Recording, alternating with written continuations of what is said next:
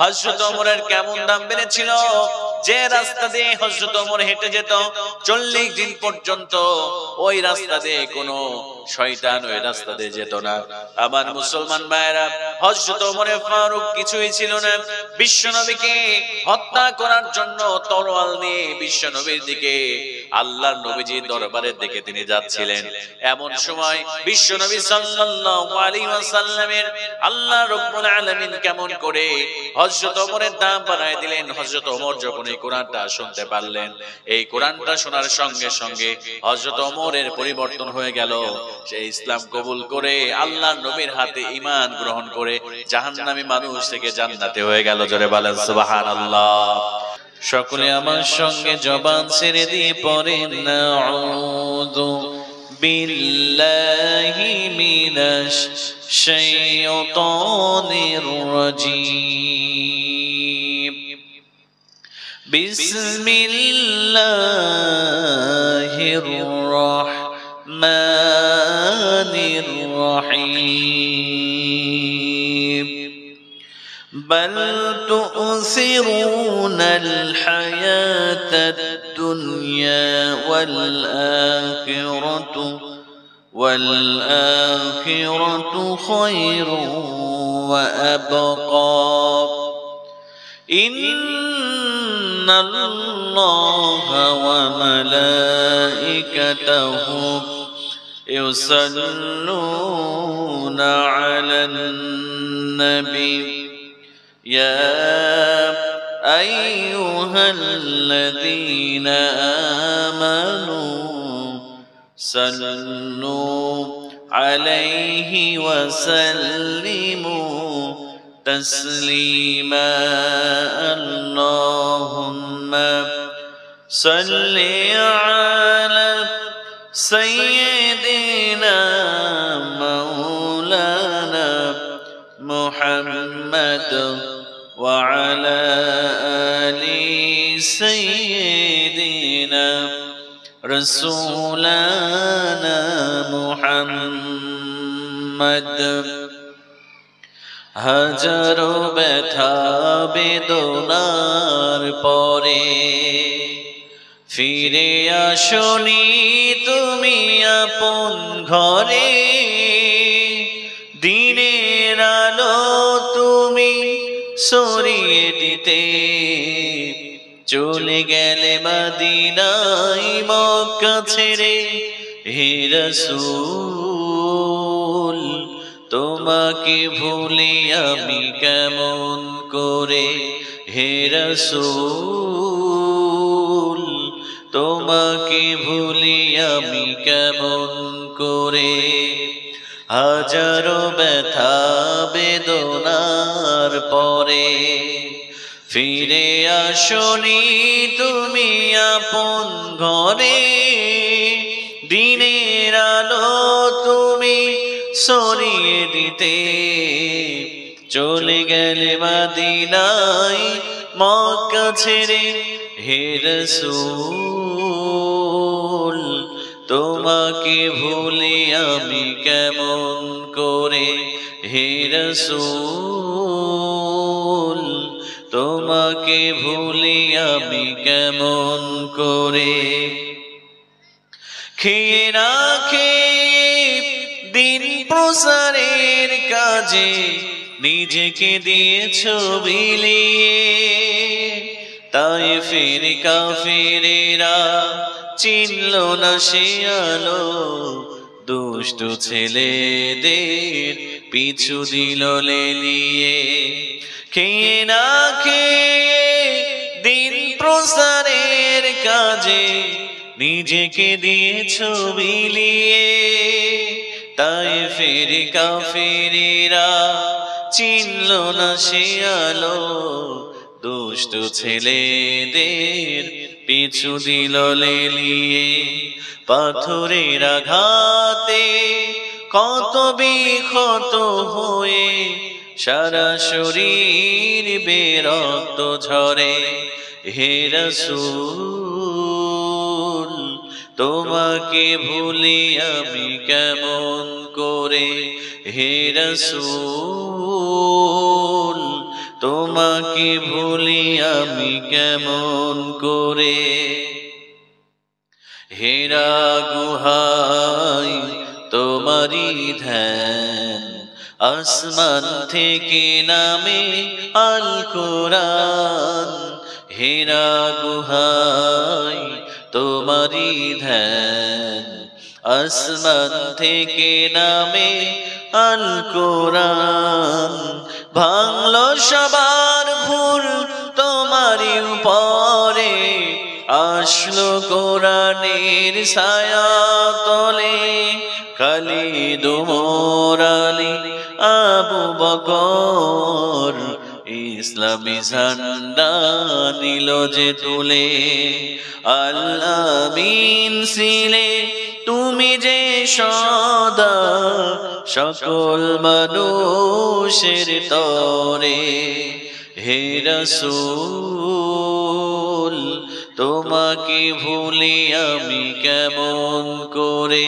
হে রাসূল তোমাকে ভুলি আমি কেমন করে। হাজারো ব্যথা বেদনার পরে ফিরে আসনি তুমি আপন ঘরে। দিনের আলো তুমি ছড়িয়ে দিতে, চলে গেলে মদিনায়, চলে গেলে মদিনায় মক্কা ছেড়ে। হে রাসূল তোমাকে ভুলি আমি কেমন করে। হে রাসূল তোমাকে ভুলি আমি কেমন করে। সবাই একটু জিকির করে লা ইলাহা ইল্লাল্লাহ, লা ইলাহা। সবাই মোহাব্বতের সঙ্গে পড়ে লা ইলাহা। আল্লাহ নামের জিকির করবে যারা, আল্লাহর কাছে প্রিয় তারা। আল্লাহর কাছে প্রিয় যারা, জান্নাতে প্রবেশ করবে তারা।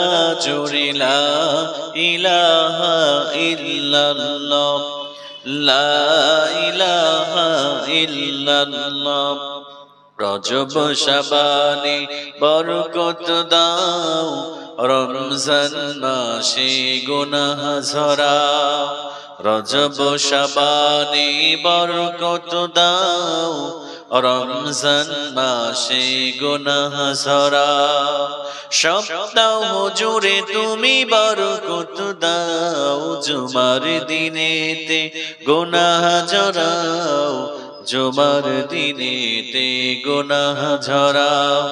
লা ইলাহা ইল্লাল্লাহ, লা ইলাহা ইল্লাল্লাহ, লা ইলাহা ইল্লাল্লাহ মুহাম্মাদুর রাসূলুল্লাহ সাল্লাল্লাহু আলাইহি ওয়াসাল্লাম। আলহামদুলিল্লাহ, বাবলাবোনা গ্রামের আয়োজিত আজকের তাফসীরুল কুরআন মাহফিলের সম্মানিত সভাপতি সাহেব, সম্মানিত বিশেষ অতিথি এবং প্রধান অতিথি যিনারা রয়েছেন, আমরা আল্লাহর কাছে দোয়া করছি আল্লাহ পাক সুবহানাহু ওয়া তাআলা যেন তিনাদের নেক হায়াতকে বৃদ্ধি করে দেন। বারাকাল্লাহু ফি হায়াতিক। আমরা সকলেই পড়ি আল্লাহুম্মা আমিন। এছাড়াও যিনারাই কোরআন হাদিস থেকে চমৎকার আলোচনা রেখেছেন, বিশেষ করে আমার শ্রদ্ধাভাজন ব্যক্তিত্ব, আমার খুব কাছের প্রিয় ভাই হযরত মাওলানা এনামুল ভাই, তিনিও চমৎকার আলোচনা করেন। আমরা আল্লাহর কাছে দোয়া করি আল্লাহ পাক যেন আমার প্রিয় এনামুল ভাইকে গোটা বিশ্বময় কোরআনের জন্য কবুল করে নেন। আমরা সকলেই পড়ি আল্লাহুম্মা আমিন। আমার সামনে উপবিষ্ট আমার শ্রদ্ধাভাজন মুরব্বিয়ানে কেরাম, আমার কলিজার টুকরা তরুণ এবং যুবক ভাইয়েরা, পর্দার অন্তরালের সম্মানিতা আবেদা সালেহা, আমার সম্মানিতা মা এবং বোনেরা, সবাইকে আন্তরিক মোবারকবাদ এবং সালাম। আসসালামু আলাইকুম ওয়া রাহমাতুল্লাহি ওয়া বারাকাতুহু। প্রিয় ভাইয়েরা, আপনারা সবাই কেমন আছেন? বলেন না, সবাই কেমন আছেন? আমাদেরকে ভালো রেখেছেন কে? আর একটু জোরে বলেন কে?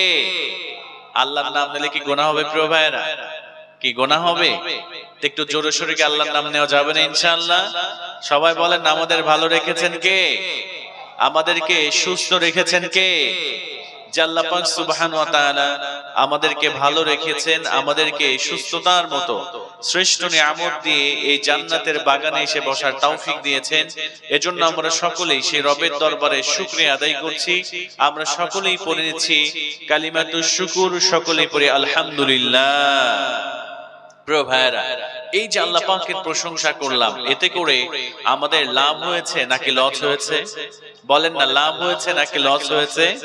আপনি যদি পৃথিবীতে কোনো মানুষের প্রশংসা করেন, আপনি যদি কোনো নেতার প্রশংসা করেন, তাহলে কিন্তু নেতার লাভ হবে। আপনি যদি কোনো পীর সাহেবের প্রশংসা করেন, ওই পীর সাহেবের লাভ হবে। আপনি যদি আমি হুজুরের প্রশংসা করেন, আমার লাভ হবে, কিন্তু আপনার কোনো লাভ হবে না। কিন্তু আসমান এবং জমিনের মালিক একজন আছেন, আল্লাহ পাক সুবহানাহু ওয়া তাআলা। তিনি এমন একজন রব, যিনার প্রশংসা আদায় করলে যে আদায় করে প্রশংসা তার লাভ হয়ে যায়। জোরে বলেন সুবহানাল্লাহ। আল্লাহ পাক সুবহানাহু ওয়া তাআলা বলছেন, বেশি বেশি করে আমার শুকরিয়া আদায় করো। আমি আল্লাহ পাক সুবহানাহু ওয়া তাআলা শুকরিয়া আদায় করার কারণে আমি তোমাদের জন্য আমার নিয়ামতকে বাড়াই দেব। জোরে বলেন সুবহানাল্লাহ। নিয়ামত বৃদ্ধি পেয়ে যায়। এজন্য আমরা সব সময় সকাল বিকেল সন্ধ্যা দুপুর জীবনের শেষ মুহূর্ত পর্যন্ত সদা সর্বদা আল্লাহর প্রশংসা করতে রাজি আছি তো ইনশাআল্লাহ? ইনশাআল্লাহ। আল্লাহ রাব্বুল আলামিন বলেন, লা ইন শাকারতুম লা আযীদান্নাকুম ওয়া লা ইন কাফারতুম ইন্না আযাবি লাশাদীদ। জোরে বলেন আল্লাহু আকবার। আল্লাহ রাব্বুল আলামিন বললেন, বান্দারে শোনো শোনো, গোলাম শোনো, তোমাকে আমি যত নিয়ামত দিয়েছি, যত নিয়ামতটা যে আমি তোমারে দান করেছি, আমার যদি শুকরিয়া আদায় করো রে বান্দা, আমার নিয়ামত করার কারণে, শুকরিয়া আদায় করার কারণে আমি আল্লাহ তোমার জন্য আমার নিয়ামতটারে বাড়ায় দেব। জোরে বলেন সুবহানাল্লাহ। আল্লাহ রাব্বুল আলামিন বলেন, ওয়া ইন কাফারতুম ইন্না আযাবি লাশাদীদ। আর যদি আমার নাশুকরিয়া করো, আমার অকৃতজ্ঞতা প্রকাশ করো, আমি তোমারে যত নিয়ামত দিয়েছি, আমার যদি প্রশংসা না করো, আমি আল্লাহ রাব্বুল আলামিনের গজব আর আযাব তোমাদেরকে পাকড়াও করে ফেলবে। জোরে বলেন নাউযুবিল্লাহ।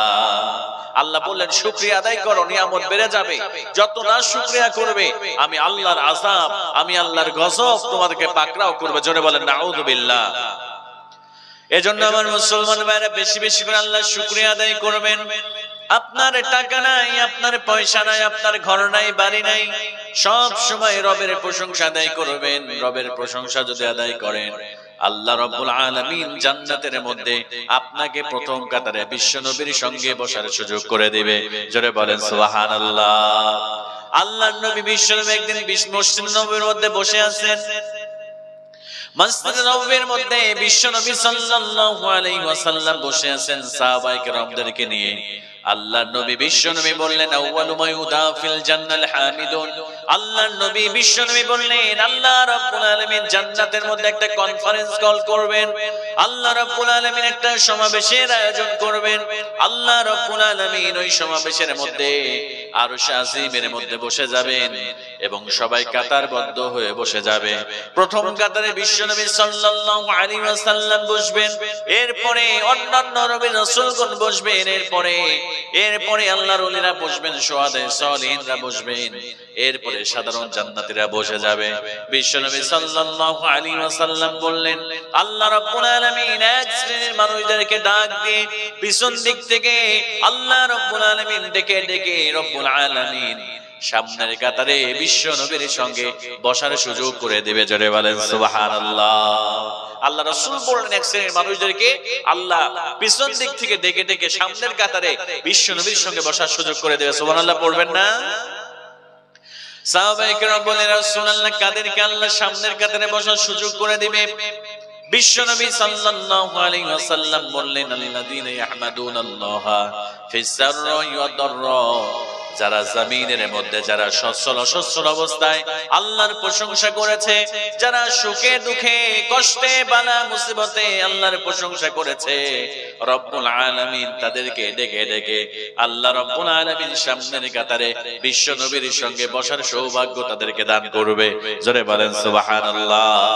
বিশ্ব নবী বলেন, যারা এই দুনিয়াতে সদা সর্বদা আল্লাহর প্রশংসা করেছে, আলহামদুলিল্লাহ বলেছে, আল্লাহ পাক তাদেরকে জান্নাতের মধ্যে আল্লাহ রাসূলের সঙ্গে প্রথম কাতারে বসার সৌভাগ্য তারা লাভ করবে। জোরে বলেন সুবহানাল্লাহ। তো প্রিয় ভাইয়ের, আমরা কি বিশ্ব নবীর সঙ্গে জান্নাতের মধ্যে সামনের কাতারে থাকতে চাই তো ইনশাআল্লাহ? যদি চাই তাহলে আজকে থেকে আমলটা করবেন। আফদালুদ দুআই আলহামদুলিল্লাহ। আল্লাহ রাসূল বলেছেন সর্বোত্তম দোয়া, সর্বশ্রেষ্ঠ দোয়া হচ্ছে আলহামদুলিল্লাহ।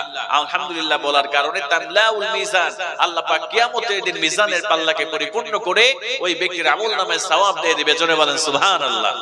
এজন্য প্রিয় ভাইরা, আসুন আমরা বেশি বেশি করে আল্লাহর শুকরিয়া আদায় করব। এজন্য আমরা আরেকটিবার সেই রবের শুকরিয়া আদায় করছি। আমরা সকলেই পড়ে নিচ্ছি জোরে সোরে আলহামদুলিল্লাহ। বিশ্ব নবীর প্রতি আমরা সংক্ষিপ্ত দরুদ পাঠ করছি।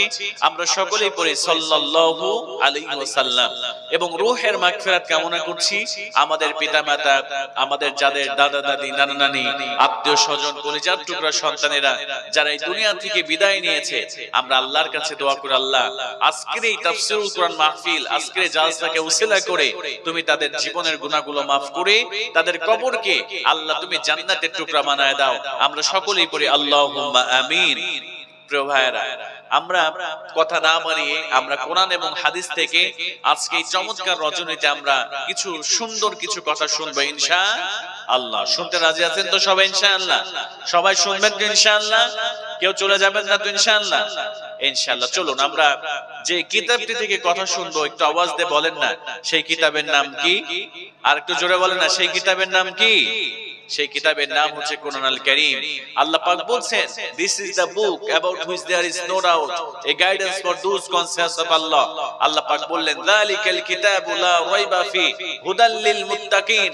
এটি এমন একটি কিতাব যে কিতাবের মধ্যে কোনো সন্দেহ নাই, যে কিতাবের মধ্যে কোনো ভুল নাই। এই কিতাবটা যদি কেউ আঁকড়ে ধরতে পারে, আল্লাহ পাক তাকে হেদায়েত দিয়ে আল্লাহ পাক মুত্তাকি বানিয়ে তাকে জান্নাত দিয়ে দিবে। জোরে বলেন সুবহানাল্লাহ। এজন্য যুগে যুগে যারা এই কোরআনের ভুল ধরতে এসেছে, আল্লাহ পাক তাদেরকে হেদায়েত নামক দৌলত আল্লাহ পাক দান করে আল্লাহ পাক সুবহানাহু ওয়া তাআলা তাদেরকে জান্নাতি বানায় দিয়েছেন। সুবহানাল্লাহ পড়বেন না? আমার মুসলমান ভাইরা ভালো করে খেয়াল করেন, এই কোরআনটা মানুষদের কেমন করে দামটা বাড়িয়ে দেয়। আমরা মুসলমানেরা যদি এই কোরআনটা আঁকড়ে ধরতে পারি, রব্বুল আলামিন আমাদের মর্যাদা, আমাদের সম্মান আরো আকাশচুম্বী বানায় দিবে। জোরে বলেন সুবহানাল্লাহ। হযরত ওমর ফারুক রাদিয়াল্লাহু তাআলা আনহু এই কোরআনকে আঁকড়ে ধরার কারণে আল্লাহর নবীজি হযরত ওমরের ব্যাপারে বললেন, আমার পরে কোনো নবী নাই, আমার পরে কোনো রাসূল নাই, আমার পরে যদি কোনো নবী অথবা রাসূল হয়ে যেত, আমার ওমর নবী হয়ে যেত। জোরে বলেন সুবহানাল্লাহ। হযরত ওমরের কেমন দাম বেড়েছিল, যে রাস্তা দিয়ে হযরত ওমর হেঁটে যেত 40 দিন পর্যন্ত ওই রাস্তা দিয়ে কোনো শয়তান ওই রাস্তা দিয়ে যেত না। আমার মুসলমান ভাইরা, হযরত ওমর ফারুক কিছুই ছিল না, বিশ্বনবীকে হত্যা করার জন্য তরোয়াল নিয়ে বিশ্বনবীর দিকে আল্লাহর নবীজির দরবারের দিকে তিনি যাচ্ছিলেন। এমন সময় বিশ্বনবী সাল্লাল্লাহু আলাইহি ওয়াসাল্লামের আল্লাহ রাব্বুল আলামিন কেমন করে হযরত ওমরের দাম বাড়ায় দিলেন। হযরত ওমর যখন এই কোরআনটা শুনতে পারলেন, এই কোরআনটা শোনার সঙ্গে সঙ্গে হযরত ওমরের পরিবর্তন হয়ে গেল। সে ইসলাম কবুল করে আল্লাহর নবীর হাতে ঈমান গ্রহণ করে জাহান্নামী মানুষ থেকে জান্নাতে হয়ে গেল। জোরে বলেন সুবহানাল্লাহ। এজন্য আল্লাহ রাব্বুল আলামিন বললেন, আলিফ লাম রা কিতাবুন আনজালনাহু ইলাইকা লিতুখরিজান নাসা মিনাজ যুলুমাতি ইলান নূর। আল্লাহ রাব্বুল আলামিন বললেন, এই কোরআনটা আমি নাজিল করেছি, এই কোরআনটা যারা আঁকড়ে ধরবে, আমি আল্লাহ রাব্বুল আলামিন এই কোরআনটা এজন্য দিয়েছি যাতে করে অন্ধকারের মানুষগুলোকে, জাহান্নামের মানুষগুলোকে আমি আল্লাহ জান্নাতের পথ দেখাতে পারি, আলোর পথ আমি দেখাতে পারি। জোরে বলেন সুবহানাল্লাহ।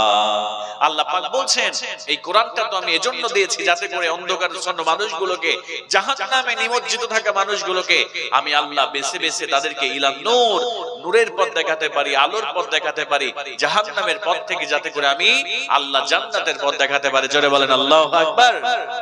এইজন্য প্রিয় ভাইরা, আমরাও যদি এই কোরআনকে মেনে নেই, এই কোরআনের কথাগুলো যদি আমাদের জীবনে আমরা মেনে নিতে পারি, তাহলে আল্লাহ পাক সুবহানাহু ওয়া তাআলা আমাদেরকেও জান্নাত দিয়ে, আল্লাহ পাক সুবহানাহু ওয়া তাআলা জান্নাতের নাজ নিয়ামত দিয়ে আমাদেরকেও ধন্য করে দিবে। জোরে বলেন সুবহানাল্লাহ। প্রিয় ভাইরা, একদিন সবাইকে এই দুনিয়া ছেড়ে চলে যেতে হবে, ঠিক কি না? এই দুনিয়াতে আমরা কেউ কি চিরজীবনের জন্য থাকতে এসেছি?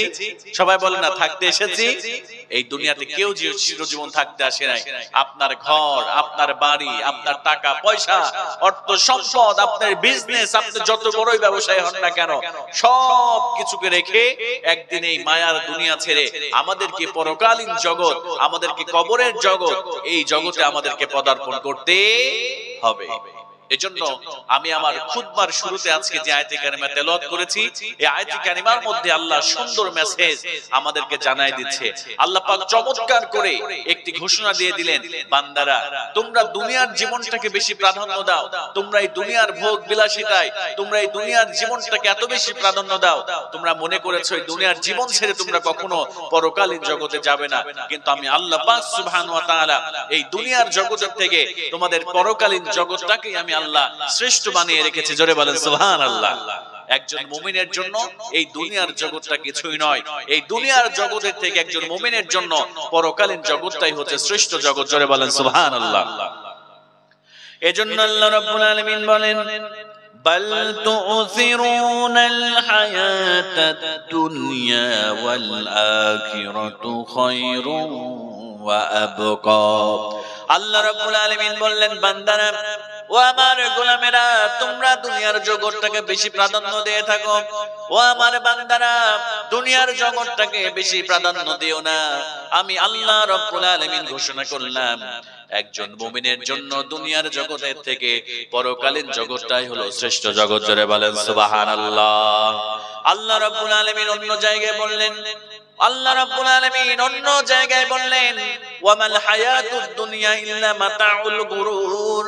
আল্লাহ রাব্বুল আলামিন বলেন, এই দুনিয়ার যত কিছু তোমরা দেখতে পাও, এই দুনিয়ার যত কিছু তোমরা তোমাদের স্বচক্ষে দেখতে পাও রে বান্দা, এই দুনিয়াটা হলো খেল তামাশা ছাড়া আর কিছুই হতে পারে না। জোরে বলেন আল্লাহু আকবার। আল্লাহ রাব্বুল আলামিন বললেন, বান্দারা শোনো, ভালো করে খেয়াল করেন, যে দুনিয়ার জন্য আমরা পাগল হয়ে গিয়েছি, যে দুনিয়ার জন্য আমরা এত মাতোয়ারা হয়ে গিয়েছি, যে দুনিয়ার জন্য আমরা ভাই ভাইয়ের সাথে সম্পর্ক নষ্ট করি, যে দুনিয়ার জন্য আমরা বাবার সঙ্গে সন্তানেরা সম্পর্ক ছেদ করে ফেলি, দুনিয়ার সামান্য স্বার্থের কারণে ভাই ভাইকে পরিচয় দেয় না, দুনিয়ার সামান্য স্বার্থের কারণে বাবার সঙ্গে সন্তানেরা পরিচয় দেয় না। আল্লাহ রাব্বুল আলামিন জানিয়ে দিলেন, বান্দারা এই দুনিয়াকে বেশি প্রাধান্য দান করো তোমরা। ও আমার গোলামেরা শোনো, এই দুনিয়ার মূল্য যদি আমি আল্লাহর কাছে ভালো করে খেয়াল করেন, আল্লাহ রাব্বুল আলামিন বললেন, এই দুনিয়ার মূল্য যদি সামান্য মশার দানা সমপরিমাণ মূল্য যদি এই দুনিয়ারে থাকতো, আমি আল্লাহ রাব্বুল আলামিন কাফের বেঈমান মুশরিকদেরকে আমি আল্লাহ এক ফোঁটা পানিও পান করার সুযোগ তাদেরকে দিতাম না। জোরে বলেন আল্লাহু আকবার। আল্লাহ পাকের কাছে যদি এই দুনিয়ার মূল্য একটা মশার দানা পরিমাণ হতো, আল্লাহ পাক সুবহানাহু ওয়া তাআলা তবু এই পৃথিবীতে যারা আল্লাহ নাফরমান বান্দা, যারা নাফরমান কাফের বান্দা, যারা বেঈমান, আল্লাহ পাক কখনো তাদেরকে একটা ফোঁটা পানিও এই দুনিয়াতে পান করার সুযোগ দিত না। তাহলে যে দুনিয়ার মূল্য আল্লাহর কাছে একটা মশার দানা সমপরিমাণ নয়, অথচ আজকে আমরা মুসলমানেরা, আমরা মুমিনেরা এই দুনিয়ার মধ্যে এমন ভাবে মেতে গিয়েছি, এমন ভাবে দুনিয়ার মজমা, এই দুনিয়ার ভোগ বিলাসিতায় আমাদের গাকে ভাসিয়ে দিয়েছি, আমরা ভুলেই গিয়েছি যে এই দুনিয়া ছেড়ে একদিন আমাদের সবাইকে পরকালীন জগতে যেতে হবে। কথা বলেন ঠিক কিনা? আমরা ভুলে গিয়েছি। আমাদের নামাজ নাই, আমাদের ওয়াদার খেলাফ, আমাদের আমানতদারিতা নাই, নবীর সুন্নাহ নাই, আমাদের পারিবারিক জীবনে কোরআন নাই, পারিবারিক জীবনে নবীর সুন্নাহ নাই, কোথাও নবীর সুন্নাহ খুঁজে পাওয়া যায় না। প্রিয় ভাইরা, এই পৃথিবীতে যদি থাকতো, এই পৃথিবীতে যদি কেউ বেঁচে থাকতো চিরদিন, তাহলে মুহাম্মদুর রাসূলুল্লাহ সাল্লাল্লাহু আলাইহি ওয়াসাল্লাম এই দুনিয়া ছেড়ে কখনোই ছেড়ে যেতেন না। আল্লাহ পাক তাকে সুযোগ দিয়েছিলেন, হাবিব আপনি যদি এই দুনিয়াতে থাকতে চান, আপনি আজীবন কিয়ামত পর্যন্ত আপনি থাকতে পারবেন, আর আপনি যদি চলে আসতে চান তাহলে আমি আপনার কাছে, আপনি আমার কাছে ফিরে আসতে পারবেন। আল্লাহ রাসূল সাল্লাল্লাহু আলাইহি ওয়াসাল্লাম দুনিয়ার জীবনকে প্রাধান্য দেন নাই, আল্লাহ তাকে সাথে দিয়ে চলে গিয়েছে। কথা বলেন ঠিক কি না? এজন্য রব্বুল আলামিন বলেন কুল্লু শাইইন হালিকুন, এই দুনিয়ার সব কিছু ধ্বংস চলে, ইল্লা ওয়াজহাহু, কিন্তু আল্লাহ কখনো ধ্বংস হবেন না। এই পৃথিবীতে যদি কোনো মানুষ জীবিত থাকার ইচ্ছা পোষণ করতো, আমার মুসলমান ভাইরা খেয়াল করেন, যে দুনিয়ার জন্য আমরা এত মাতোয়ারা হয়েছে, এত পাগল হয়েছি, এই দুনিয়াতে যদি আমার এই পৃথিবীতে যদি কিয়ামত পর্যন্ত একটা মানুষ যদি বেঁচে থাকার ইচ্ছা পোষণ করতো, বিশ্ব নবী সাল্লাল্লাহু আলাইহি ওয়াসাল্লাম মুহাম্মদুর রাসূলুল্লাহ সাল্লাল্লাহু আলাইহি ওয়াসাল্লাম যদি আল্লাহর কাছে বলতেন, আল্লাহ আমি এই দুনিয়াতে সারা জীবন বেঁচে থাকতে চাই, ও আমার মুসলমান ভাইরা, বিশ্ব নবী সাল্লাল্লাহু আলাইহি ওয়াসাল্লাম এই দুনিয়াতে আজীবন তিনি বেঁচে থাকতে পারতেন। জোরে বলেন সুবহানাল্লাহ। আমার মুসলমান ভাইরা, এই দুনিয়ার জীবন ছেড়ে আমাদেরকে একদিন চলে যেতে হবে, কবরের জগতে চলে যেতে হবে। মৃত্যুর যন্ত্রণা কত কঠিন একটাবার খেয়াল করেন। বিশ্ব নবী সাল্লাল্লাহু আলাইহি ওয়াসাল্লাম তিনি হলেন রাহমাতাল লিল আলামিন। আল্লাহ রাব্বুল আলামিন বললেন ওয়া মা আরসালনাকা ইল্লা রাহমাতাল লিল আলামিন। বিশ্ব নবী সাল্লাল্লাহু আলাইহি ওয়াসাল্লামের ব্যাপারে আল্লাহ বললেন, নবী হে, ও নবী, আপনাকে আমি আসমান এবং জমিনের মধ্যে যা কিছু আছে, যত কিছু আছে, সব কিছুর জন্য আমি রহমত করে পাঠিয়ে দিয়েছি। আমার মুসলমান ভাইরা একটু খেয়াল করেন, বিশ্বনবী সাল্লাল্লাহু আলাইহি ওয়াসাল্লাম সর্বশ্রেষ্ঠ মহামানব, তার শাফায়াত ছাড়া কোনদিন আমরা কেউ জান্নাতে যেতে পারবো না। যে নবী যদি জান্নাত উদ্বোধন না করে, আল্লাহ কখনো জান্নাতের দরজা খুলবেন না। সেই নবীজির মৃত্যু যন্ত্রণাটা কেমন ছিল, মৃত্যুর সময় আমার নবীজির যন্ত্রণা কেমন হয়েছিল একটু খেয়াল করেন। বিশ্বনবী সাল্লাল্লাহু আলাইহি সাল্লাম 5 দিন যাবত আমার নবীজির শরীরের মধ্যে প্রচন্ড জ্বর এসেছে। আল্লাহ নবীজির এত শরীরের মধ্যে জ্বর, আমার মুসলমান ভাইরা, আমার নবীজি রাহমাতাল লিল আলামিন, মাথার মধ্যে প্রচন্ড ব্যথা আমার নবীজি। বিশ্ব নবী সাল্লাল্লাহু আলাইহি ওয়াসাল্লাম এত পরিমাণ ব্যথা আমার নবীজির শরীরের মধ্যে, মাথার মধ্যে এত ব্যথা হয়েছে, আমার নবীজি মাঝে মাঝে বেহুশ হয়ে যান। আবার আম্মা জানেরা মাথায় তেল দেয়, মাথায় পানি দেওয়ার কারণে আমার নবীজি কখনো কখনো আবার হুঁশ ফিরে পান। জোরে বলেন আল্লাহু আকবার। আমার মুসলমান ভাইরা ভালো করে খেয়াল করেন, বিশ্বনবীর মৃত্যুটা কেমন ছিল। আমরা দুনিয়া পেয়ে পরকালকে ভুলে গিয়েছি। বিশ্বনবী আমার মাঝে মাঝে বেহুশ হয়ে যান, আবার মাঝে মাঝে আমার নবীজি হুঁশ ফিরে পান। সমস্ত সাহাবায়ে কেরাম কান্না শুরু করে দিয়েছে। না জানি কখন আমার নবীজি বিশ্বনবী সাল্লাল্লাহু আলাইহি ওয়াসাল্লাম কখন জানি আমাদেরকে ছেড়ে আল্লাহর নবীজি এই দুনিয়া ছেড়ে চিরবিদায় নিয়ে চলে যায়। বিশ্বনবী সাল্লাল্লাহু আলাইহি ওয়াসাল্লাম সোমবারে তিনি ইন্তেকাল করেন সকালবেলা। রবিবারের দিন সন্ধ্যার পরে আমার নবীজির শরীরটা প্রচন্ড খারাপ হয়ে গেল, জ্বরের মাত্রাটা বেড়ে গেল, আমার নবীজির মাথার মধ্যে ব্যথাটা প্রচন্ড বেড়ে গেল। আমার মুসলমান ভাইরা, সাহাবায়ে কেরাম চারিদিকে কান্নার রোল পড়ে গিয়েছে। হযরত আবু বকর কান্না করে, হযরত ওমর কান্না করে, হযরতে আলী, উসমান সহ যত সাহাবীরা আছে সবাই কান্না আর কান্না। কখন জানি আমাদের নবীজি বিশ্ব নবী সাল্লাল্লাহু আলাইহি ওয়াসাল্লাম কখন জানি আমাদেরকে এতিম বানায়া এই দুনিয়া ছেড়ে আল্লাহর নবী বিদায় নিয়ে চলে যাবে। সমস্ত সাহাবীরা কান্না করে। হুজরার মধ্যে হযরতে ফাতিমা কান্না করে, বাবা না জানি কখন আমাদেরকে ছেড়ে চলে যায়। হযরত আম্মা জান আয়েশা সিদ্দিকা রাদিয়াল্লাহু তাআলা আনহা তিনিও কান্না করেন, নবীজি আমার কখন আমাদেরকে ছেড়ে চলে যান। এমন করে করে সকালবেলা, সোমবারের দিন সকালবেলা আমার নবীজি ফজরের নামাজ তিনি কখনো মিস করেন নাই, জীবনের নামাজ কখনো ছেড়ে দেন নাই। আল্লাহর নবীজির কিছুটা হুঁশ ফিরে এলো। বিশ্ব নবী সাল্লাল্লাহু আলাইহি ওয়াসাল্লাম আবু বকরকে বললেন, আবু বকর রে, আমাকে একটু উঁচু করে ধরো না আবু বকর, আমাকে ওযুটা করায় দাও। নবীজি বললেন, আবু বকর আমার জন্য ওযুর পানিটা দিয়ে দাও আবু বকর, আমি ওযু করে ফজরের নামাজটা আমি জামাতের সঙ্গে আদায় করতে চাই।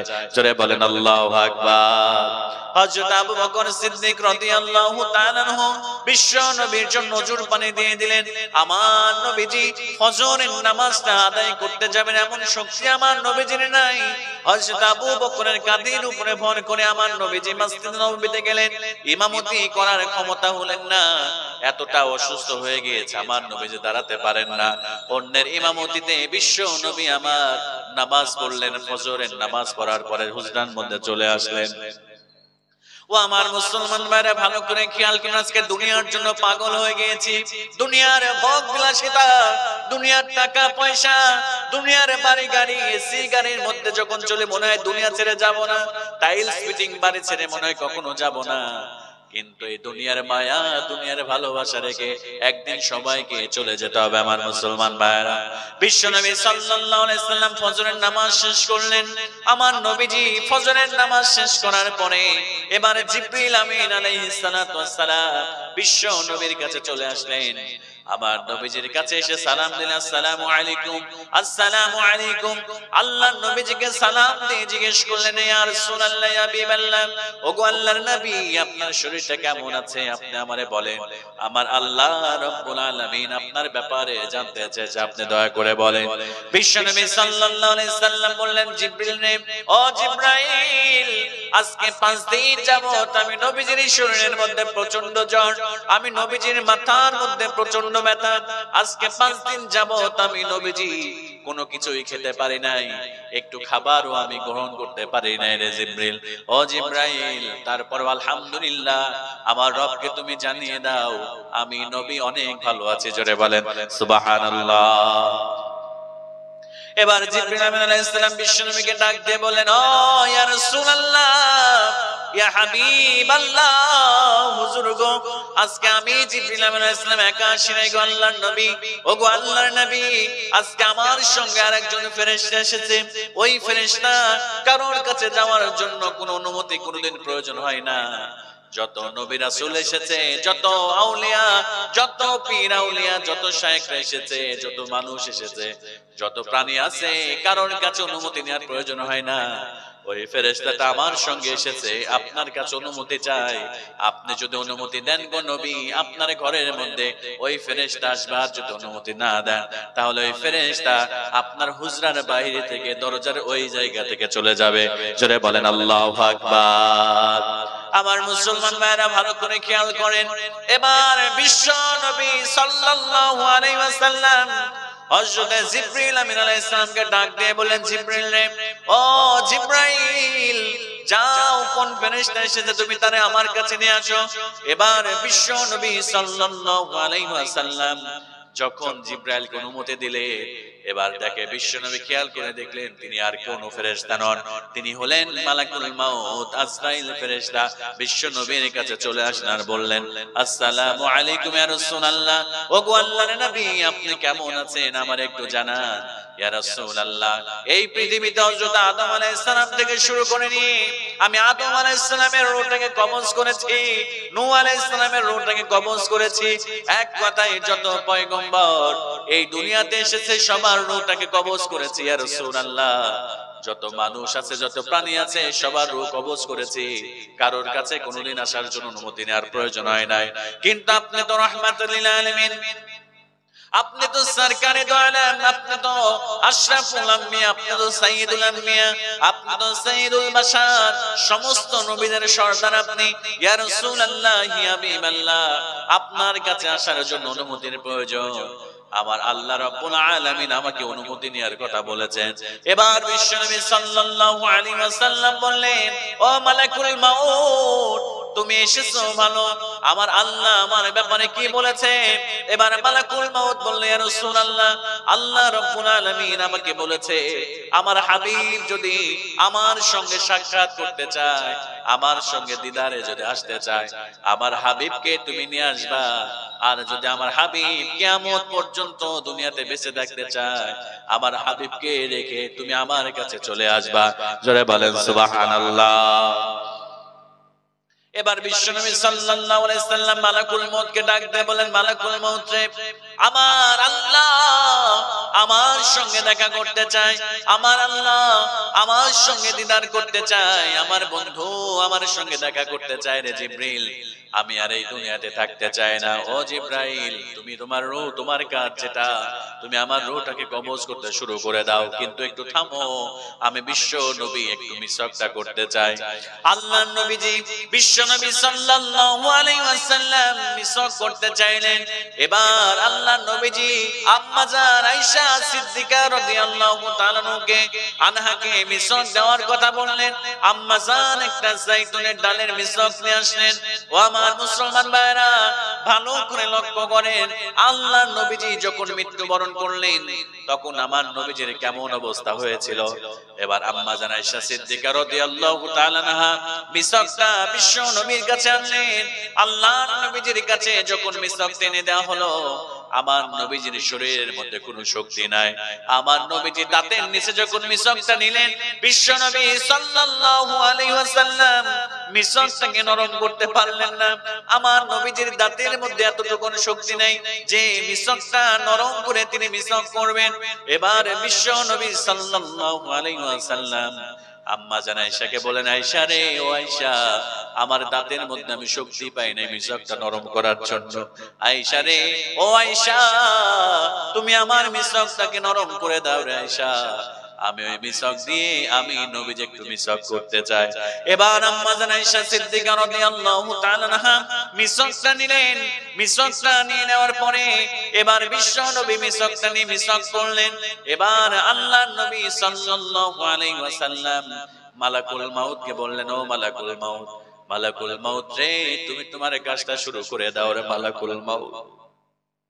দেখেন আমার নবীজির কেমন সর্বশ্রেষ্ঠ নবী, রাহমাতাল লিল আলামিন নবী। এবার বিশ্ব নবী যখন বললেন, মালাকুল মাউত, তুমি তোমার কাজটা শুরু করে দাও, আল্লাহর নবী বিশ্ব নবী সাল্লাল্লাহু আলাইহি ওয়াসাল্লামকে যখন মালাকুল মউতের রূহটা কবজ করতে যাবেন, আমার নবীজির কেমন কষ্ট হয়েছিল। আমার নবীজির সামনে একটা পানির পাত্র ছিল। বিশ্ব নবী সাল্লাল্লাহু আলাইহি ওয়াসাল্লাম ওই পানির পাত্র থেকে বারবার পানি নিয়ে আমার নবীজি মুখের কাছে, মুখের সামনে ধরছিলেন। আমার নবীজি বারবার ওই পাত্র থেকে পানি নিয়ে মুখের মধ্যে ছিটানি দিচ্ছিলেন। আল্লাহর নবী ঘামতে শুরু করলেন। আল্লাহর নবী বিশ্ব নবী সাল্লাল্লাহু আলাইহি ওয়াসাল্লাম প্রচন্ড ঘামতে শুরু করলেন, সমস্ত শরীর ঘেমে শেষ। এরপরে বারবার ওই ঠান্ডা পানিটা মুখের মধ্যে পানি ছিটানি নিচ্ছে আল্লাহর নবী। আর বিশ্ব নবী বললেন, বিশ্ব নবী সাল্লাল্লাহু আলাইহি ওয়াসাল্লাম বললেন, ইন্না সাকরাতুল মাউত, ও আজরাইল, নিশ্চয় মৃত্যুর মধ্যে যন্ত্রণা আছে। ইন্না সাকরাতুল মাউত, নিশ্চয় মৃত্যুর মধ্যে যন্ত্রণা আছে। ও মালাকুল মাউত, তুমি আমার রূহটা কবজ যখন করছো রে মালাকুল মাউত, আমার মনে হচ্ছে যেন তুমি আমার রূহ কবজ করছো না রে মালাকুল মাউত। আমি নবীজির বুকের উপরে তুমি উহুদ পাহাড়টা তুমি চাপায় দিয়েছো। জোরে বলেন নাউযুবিল্লাহ। একবার চিন্তা করে দেখেন, এই ছোট্ট ঘটনা থেকে আপনি আমার অবস্থান কি হবে। আজকে আমরা নামাজ পড়ি না, সুদের সাথে আমাদের সম্পৃক্ততা, ঘুষের সাথে আমাদের সম্পৃক্ততা, অন্য মানুষের আমরা হক মেরে খাই, আমরা আরেকজন ভাইকে বিনা কারণে কষ্ট দিই। ও আমার মুসলমান ভাইরা, বিশ্ব নবী সাল্লাল্লাহু আলাইহি ওয়াসাল্লামের মতো সর্বশ্রেষ্ঠ মহামানব এই পৃথিবীতে আসবে না। বিশ্ব নবীর মতো সুন্দর চরিত্রের মানুষ আসবে না। রাহমাতাল লিল আলামিন, যে নবীর শাফায়াত ছাড়া কেউ জান্নাতে যেতে পারবে না। আল্লাহর পরে যার অবস্থান, সেই নবীজির যদি মৃত্যু যন্ত্রণা, মৃত্যুর সময় এমন ফিলিংস হয়, এমনটা হয়, তাহলে একবার চিন্তা করে দেখেন তো প্রিয় ভাইরা, আমাদের অবস্থাটা কেমন করুণ হবে। কথা বলেন ঠিক কিনা? আজকে দুনিয়ার জীবনকে এমন ভাবে প্রাধান্য দিয়েছি, এমন ভাবে দুনিয়ার মধ্যে আমরা লিপ্ত হয়ে গিয়েছি। আল্লাহ পাক এজন্য স্মরণ করে দিলেন, ওয়ামাল হায়াতুদ দুনিয়া ইল্লা মাতাউল গুরুর, এই দুনিয়াটা খেল তামাশা ছাড়া আর কিছুই নয়। বাল তুসিরুনাল হায়াতাদ দুনিয়া ইল্লা মাতাউল গুরুর, বান্দারে শুনে রাখো, এই পার্থিব দুনিয়াটা কিছুই নয়, তোমাদের জন্য পরকালীন জীবনটাই হচ্ছে উত্তম জীবন। জোরে বলেন সুবহানাল্লাহ। আমার মুসলমান ভাইরা, একদিন এই দুনিয়ার জগৎটা ছেড়ে আমাদেরকে চলে যেতে হবে। ভালো করে খেয়াল করেন, আপনার মৃত্যু চলে আসবে। মৃত্যু যখন চলে আসবে, ফাইদা জাযালুহুম লা ইস্তাখিরুনা সাআতাও ওয়া লা ইস্তাকদিমুন, যখন আপনার মৃত্যুটা চলে আসবে, আপনি যদি আল্লাহর কাছে বলেন, আল্লাহ আমাকে একটা সেকেন্ড সময় দেন, আল্লাহ রাব্বুল আলামিন আপনাকে একটা সেকেন্ড সময় দিবে না, নির্ধারিত টাইমে আপনার মৃত্যুটা হয়ে যাবে। জোরে বলেন কথা ঠিক কিনা?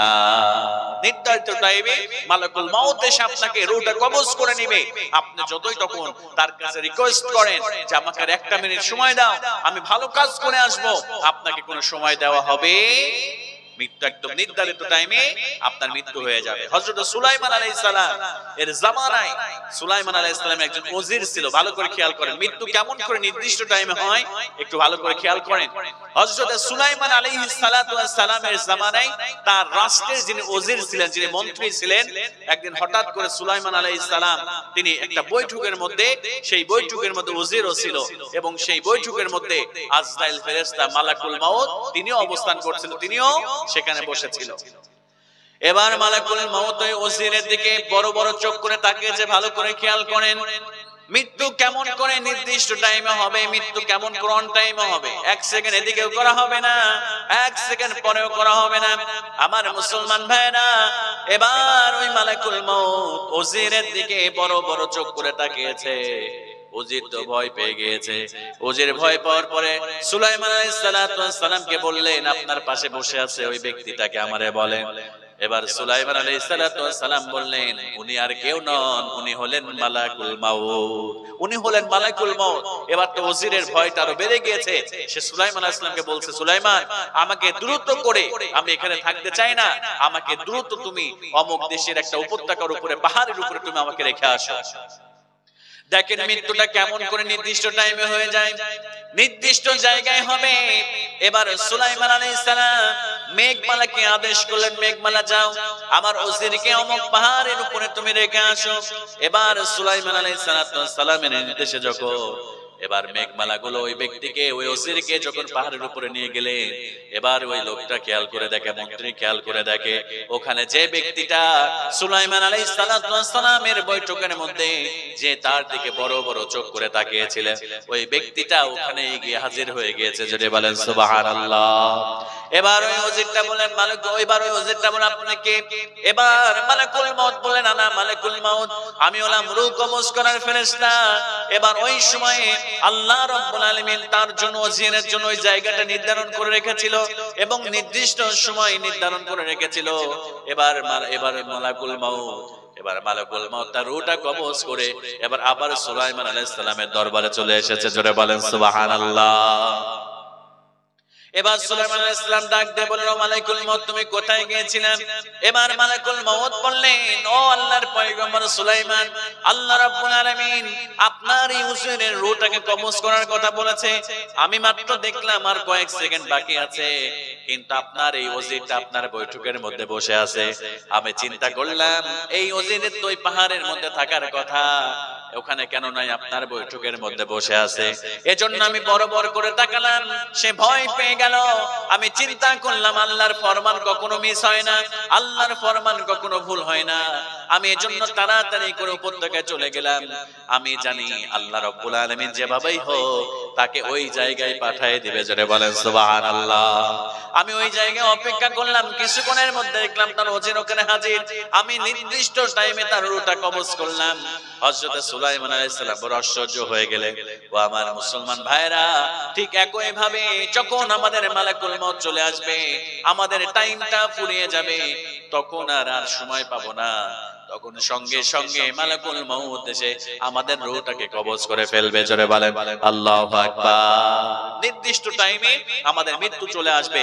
মৃত্যুটা অন টাইমে হয়, কারণ আসার একটা সিরিয়াল আছে, আমরা যাওয়ার কোনো সিরিয়াল নেই। আমরা জানি এই পৃথিবী ছেড়ে সবাইকে চলে যেতে হবে, কিন্তু কে কখন যাব এটা কিন্তু আমরা কেউ জানি না। মৃত্যুর সময়টা যে কখন হবে আমরা কিন্তু কেউ বলতে পারবো না, কিন্তু একদিন যে চলে যাব এই কথা কিন্তু আমরা সবাই, এটা আমরা সকলেই জানি। The most certain thing in our life is that আমাদেরকে মারা যেতে হবে, এটা চিরন্তন সত্য। But the uncertain thing in our life is the time of death. কিন্তু কখন মারা যাব এই সময়টা আমরা কেউ জানি না। দেখেন এই দুনিয়ার সম্পদ, এই দুনিয়ার টাকা পয়সার জন্য আমরা আজকে কি না করছি, হালাল হালাল আমরা কিছুই বাগ বিচার করছি না, আমরা হারামের দিকে হাত পাচ্ছি। আমার প্রিয় ভাইরা একটু খেয়াল করে একটা ছোট্ট একটা ঘটনা শেয়ার করি। এই দুনিয়া 3 টুকরা স্বর্ণের ইটের মতো, এই দুনিয়া হচ্ছে 4 টুকরা স্বর্ণের ইটের মতো। 4 টুকরা স্বর্ণের ইট যেমন করে বনে ইসরায়েলের 3 জন ব্যক্তি, ভালো করে শুনেন, এই দুনিয়ার মূল্য কিছুই নাই। এই দুনিয়ার মূল্য আল্লাহ পাকের কাছে প্রথমেই বললাম মশার ডানার সমপরিমাণও নয়। বনে ইসরায়েলের 3 জন ব্যক্তি তারা সফরে বের হলো। 3 জন যুবক চিন্তা করলো তারা কর্মসংস্থানের জন্য, তারা তাদের ভাগ্যকে পরিবর্তন করার জন্য তারা চিন্তা করলো এই দেশে আমি থাকবো না, আমরা সফর করে অন্য দেশে গিয়ে আমরা সেখানে গিয়ে ইনকাম করে আমরা আমাদের জীবনটাকে আমরা ঢেলে সাজাবো, আমাদের জীবনটাকে আমরা প্রতিষ্ঠিত করব। এবার বনে ইসরায়েলের 3 জন যুবক চলে গেলেন। ভালো করে খেয়াল করে, দুনিয়ার মূল্যটা কেমন সব করে থাকবে, থাকবো না শুধু আমি আর আপনি। এবার বনে ইসরায়েলের 3 জন ব্যক্তি চলে গেলেন সফরের মধ্যে। আমার মুসলমান ভাইরা ভালো করে খেয়াল করেন, যে দুনিয়ার জন্য আমরা আমার আমার আমার বলে হারাম খাই, হারাম ইনকাম করি, এই দুনিয়ার সব কিছু রেখে চলে যেতে হবে, সব কিছু করে থাকবে, শুধু থাকবো না আমি আর আপনি। ওই বনে ইসরায়েলের 3 জন ব্যক্তি বের হয়ে গেল। বাড়ি থেকে বের হওয়ার পরে রাস্তার মধ্যে পথ চলতে চলতে চলতে চলতে হঠাৎ করে তারা রাস্তার মধ্যে 4 টুকরা স্বর্ণের ইট দেখতে পেল। সবাই বলেন কয় টুকরা? 4 টুকরা স্বর্ণের ইট তারা দেখতে পেল। এবার স্বর্ণের ইট পেয়ে তারা তমা খুশি। 3 জন যুবক চিন্তা করলো এই যে স্বর্ণের ইট পেয়েছি, এই ইটগুলা যদি আমরা বন্টন করে নিই, এই ইটগুলা যদি আমরা ভাগাভাগি করে নেই, তাহলে আমাদের আর কোনো দুঃখ থাকবে না। এইগুলো বিক্রি করে আমরা ব্যবসা করে অনেক বড় লোক হয়ে যাব, অনেক সম্পদের মালিক হয়ে যাব। আমার মুসলমান ভাইরা ভালো করে খেয়াল করে, বা যুবকেরা 4টা স্বর্ণের ইট নিয়ে তারা একটা গাছের নিচে বসে আশ্রয় নিতে শুরু করলেন। অনেক পথ চলতে চলতে ক্লান্ত হয়ে গেছে, শরীরটা একটু ঘুমের প্রয়োজন। এবার 3 জন যুবক চিন্তা করলেন সারাদিন সফর করেছে, কিছু খাই নাই। এবার 3 জন যুবক মিলে বুদ্ধি করলো, একজনকে বাজারে পাঠালো, যাও তুমি বাজারে যাও, বাজার থেকে আমাদের জন্য কিছু খাবার নিয়ে আসো, খাবারের বন্দোবস্ত তুমি এবার আমাদের জন্য করো। আমার মুসলমান ভাইরা একটা যুবক চলে গেলেন বাজারে। বাজারে যাওয়ার পরে খাবার কিনলেন। খাবার কেনার পরে এবার চিন্তা করলেন, ওই 2 জন যুবকের জন্য চিন্তা করলেন আমরা ইট পেয়েছি 4টা, আমি যদি খাবারের সঙ্গে ইট, এই খাবারের সঙ্গে যদি আমি বিষ মাখিয়ে দিই, এই বিষগুলো খাওয়ার পরে এই খাবারটা যখন তারা খাবে তখন তারা ইন্তেকাল করবে, আর ওই 4টা স্বর্ণের টুকরা আমি একাই মালিক হয়ে যাব, একাই আমি মালিকানা আমার হয়ে যাবে, আমি বড় লোক হয়ে যাব। এজন্য সে চিন্তা করলো খাবারের সঙ্গে বিষ মাখিয়ে দিবে। এজন্য খাবার কিনলো, খাবারের সঙ্গে রুটির সঙ্গে সুন্দর করে বিষ মাখিয়ে দিল। বিষ মাখিয়ে দেবার খাবার নিয়ে চলতে শুরু করলো। আমার মুসলমান ভাইরা ভালো করে খেয়াল করেন, এই দিকে যে 2 বন্ধু বসেছিল তারা 2 জন চিন্তা করলো যে বন্ধুটা খাবার নিয়ে আসতে গিয়েছে ওইটারে যদি হত্যা করে ফেলি তাহলে 4টা স্বর্ণের ইট 2 জন দুইটা করে ভাগ করে নিব।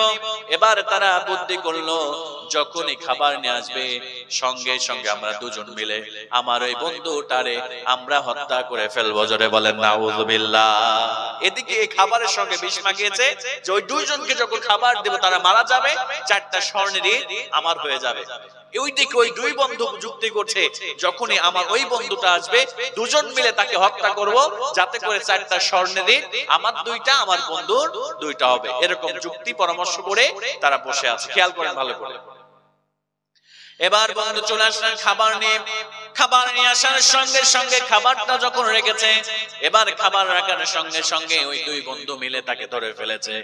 ধরে ফেলার সঙ্গে সঙ্গে তাকে ছুরি দিয়ে কতল করেছে, তাকে হত্যা করে ফেলেছে। আমার মুসলমান ভাইরা, যিনি খাবার নিয়ে আসতে গিয়েছিলেন তার মৃতদেহটা পড়ে আছে। হত্যা করে ফেলার পরে 2 বন্ধু আবার চিন্তা করলেন প্রচন্ড ক্লান্ত, প্রচন্ড পেটে ক্ষুধা, এবার পাশেই খাবারটা পড়েছিল। এবার ওই 2 বন্ধু মিলে চিন্তা করলো যে খাবারটা পড়ে আছে আমাদের জন্য এনেছিল, চলো যাই ওই খাবারটা খেয়ে একটু দেহটাকে শান্ত করে এরপরে আমরা স্বর্ণের 2টা ইট ভাগাভাগি করে আমরা বাড়ির দিকে রওনা দেব। এবার ওই 2জন যুবক এবার পাশেই খাবারগুলো পড়েছিল, খাবারগুলো যখন পড়েছিল ওই খাবারটা খেলো, কিন্তু খাবারের সঙ্গে ওই বন্ধুটা বাজার থেকে কেনার সময় বিষ মাখিয়ে দিয়েছিল। এবার ওই 2 বন্ধু যখন ওই খাবারটা খেলো, সঙ্গে সঙ্গে তারা বিষাক্রান্ত হয়ে এই দুনিয়া ছেড়ে চিরবিদায় নিয়ে চলে গেল। জোরে বলেন নাউযুবিল্লাহ। এই গল্প থেকে আমরা কি শিখলাম ভালো করে খেয়াল করেন। এই ঘটনা থেকে আমরা কি শিখলাম? এই দুনিয়াতে আমরা সবাই এমনটা মনে করি আমার বাড়ি, আমার ঘর, আমার গাড়ি, আমার সবকিছু, কিন্তু আমার মুসলমান ভাইরা আমরা কিছুই ভোগ করতে পারি না। অনেকেই আছে সুদ খেয়ে ঘুষ খেয়ে এত সম্পদের পাহাড় করে লক্ষ কোটি কোটি টাকার মালিক হয়ে যায়, কিন্তু খেয়াল করে দেখবেন যারা হারাম ইনকাম করে তারা ওই সম্পদ ভোগ করতে পারে না।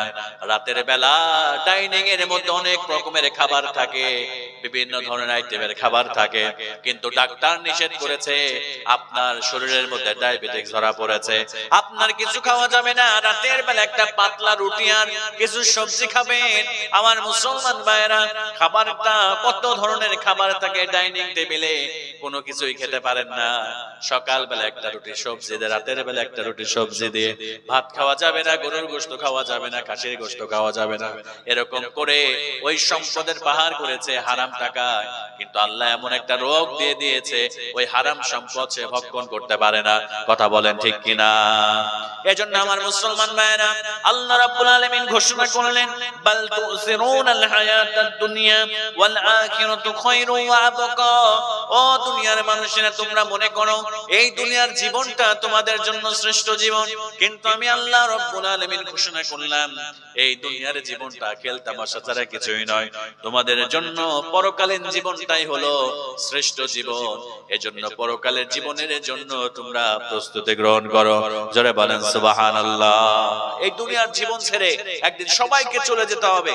এই দুনিয়ার জীবনের পরবর্তী স্টেপ, পরবর্তী ধাপ হচ্ছে আপনার যখন মৃত্যু চলে আসবে, আপনি যদি ভালো মানুষ হন আপনার মৃত্যুটা সুন্দর হবে, আর আপনি যদি খারাপ মানুষ হন, আপনি যদি বেনামাজি হন, তাহলে আপনার মৃত্যুটা কত কঠিন হবে একটু খেয়াল করে দেখেন। আল্লাহর নবী বিশ্ব নবী সাল্লাল্লাহু আলাইহি সাল্লাম বললেন যারা ভালো মানুষ ভালো করে খেয়াল করেন শুরু হয়ে যাবে মৃত্যু যন্ত্রণা থেকে। আল্লাহর নবী বিশ্ব নবী সাল্লাল্লাহু আলাইহি ওয়াসাল্লাম আল্লাহর নবীজি বললেন যারা নামাজি বান্দা, যারা কোরআনওয়ালা বান্দা, যারা নবীর সুন্নাহ মেনে জীবনকে পরিচালনা করেছে, আল্লাহর নবী বিশ্ব নবী সাল্লাল্লাহু আলাইহি ওয়াসাল্লাম বললেন তাদের মৃত্যু যখন হয়ে যাবে, মৃত্যুর সময় যখন হয়ে যাবে, মালাকুল মউত এবার সুন্দর চেহারা নিয়ে জান্নাতি একটা যুবকের সুরত ধরে, জান্নাতি যুবকের চেহারা ধরে মালাকুল মউত এসে বসে যাবে ওই ভালো ব্যক্তির কাছে, পাশে বসার করে মাথার কাছে এসে বসে যাবে আর ডাক দিয়ে বলবে ইয়া আইয়াতুহান নাফসুল মুতমাইন্না ইরজি ইলা রাব্বিকা রাদিয়াতান মারদিয়া।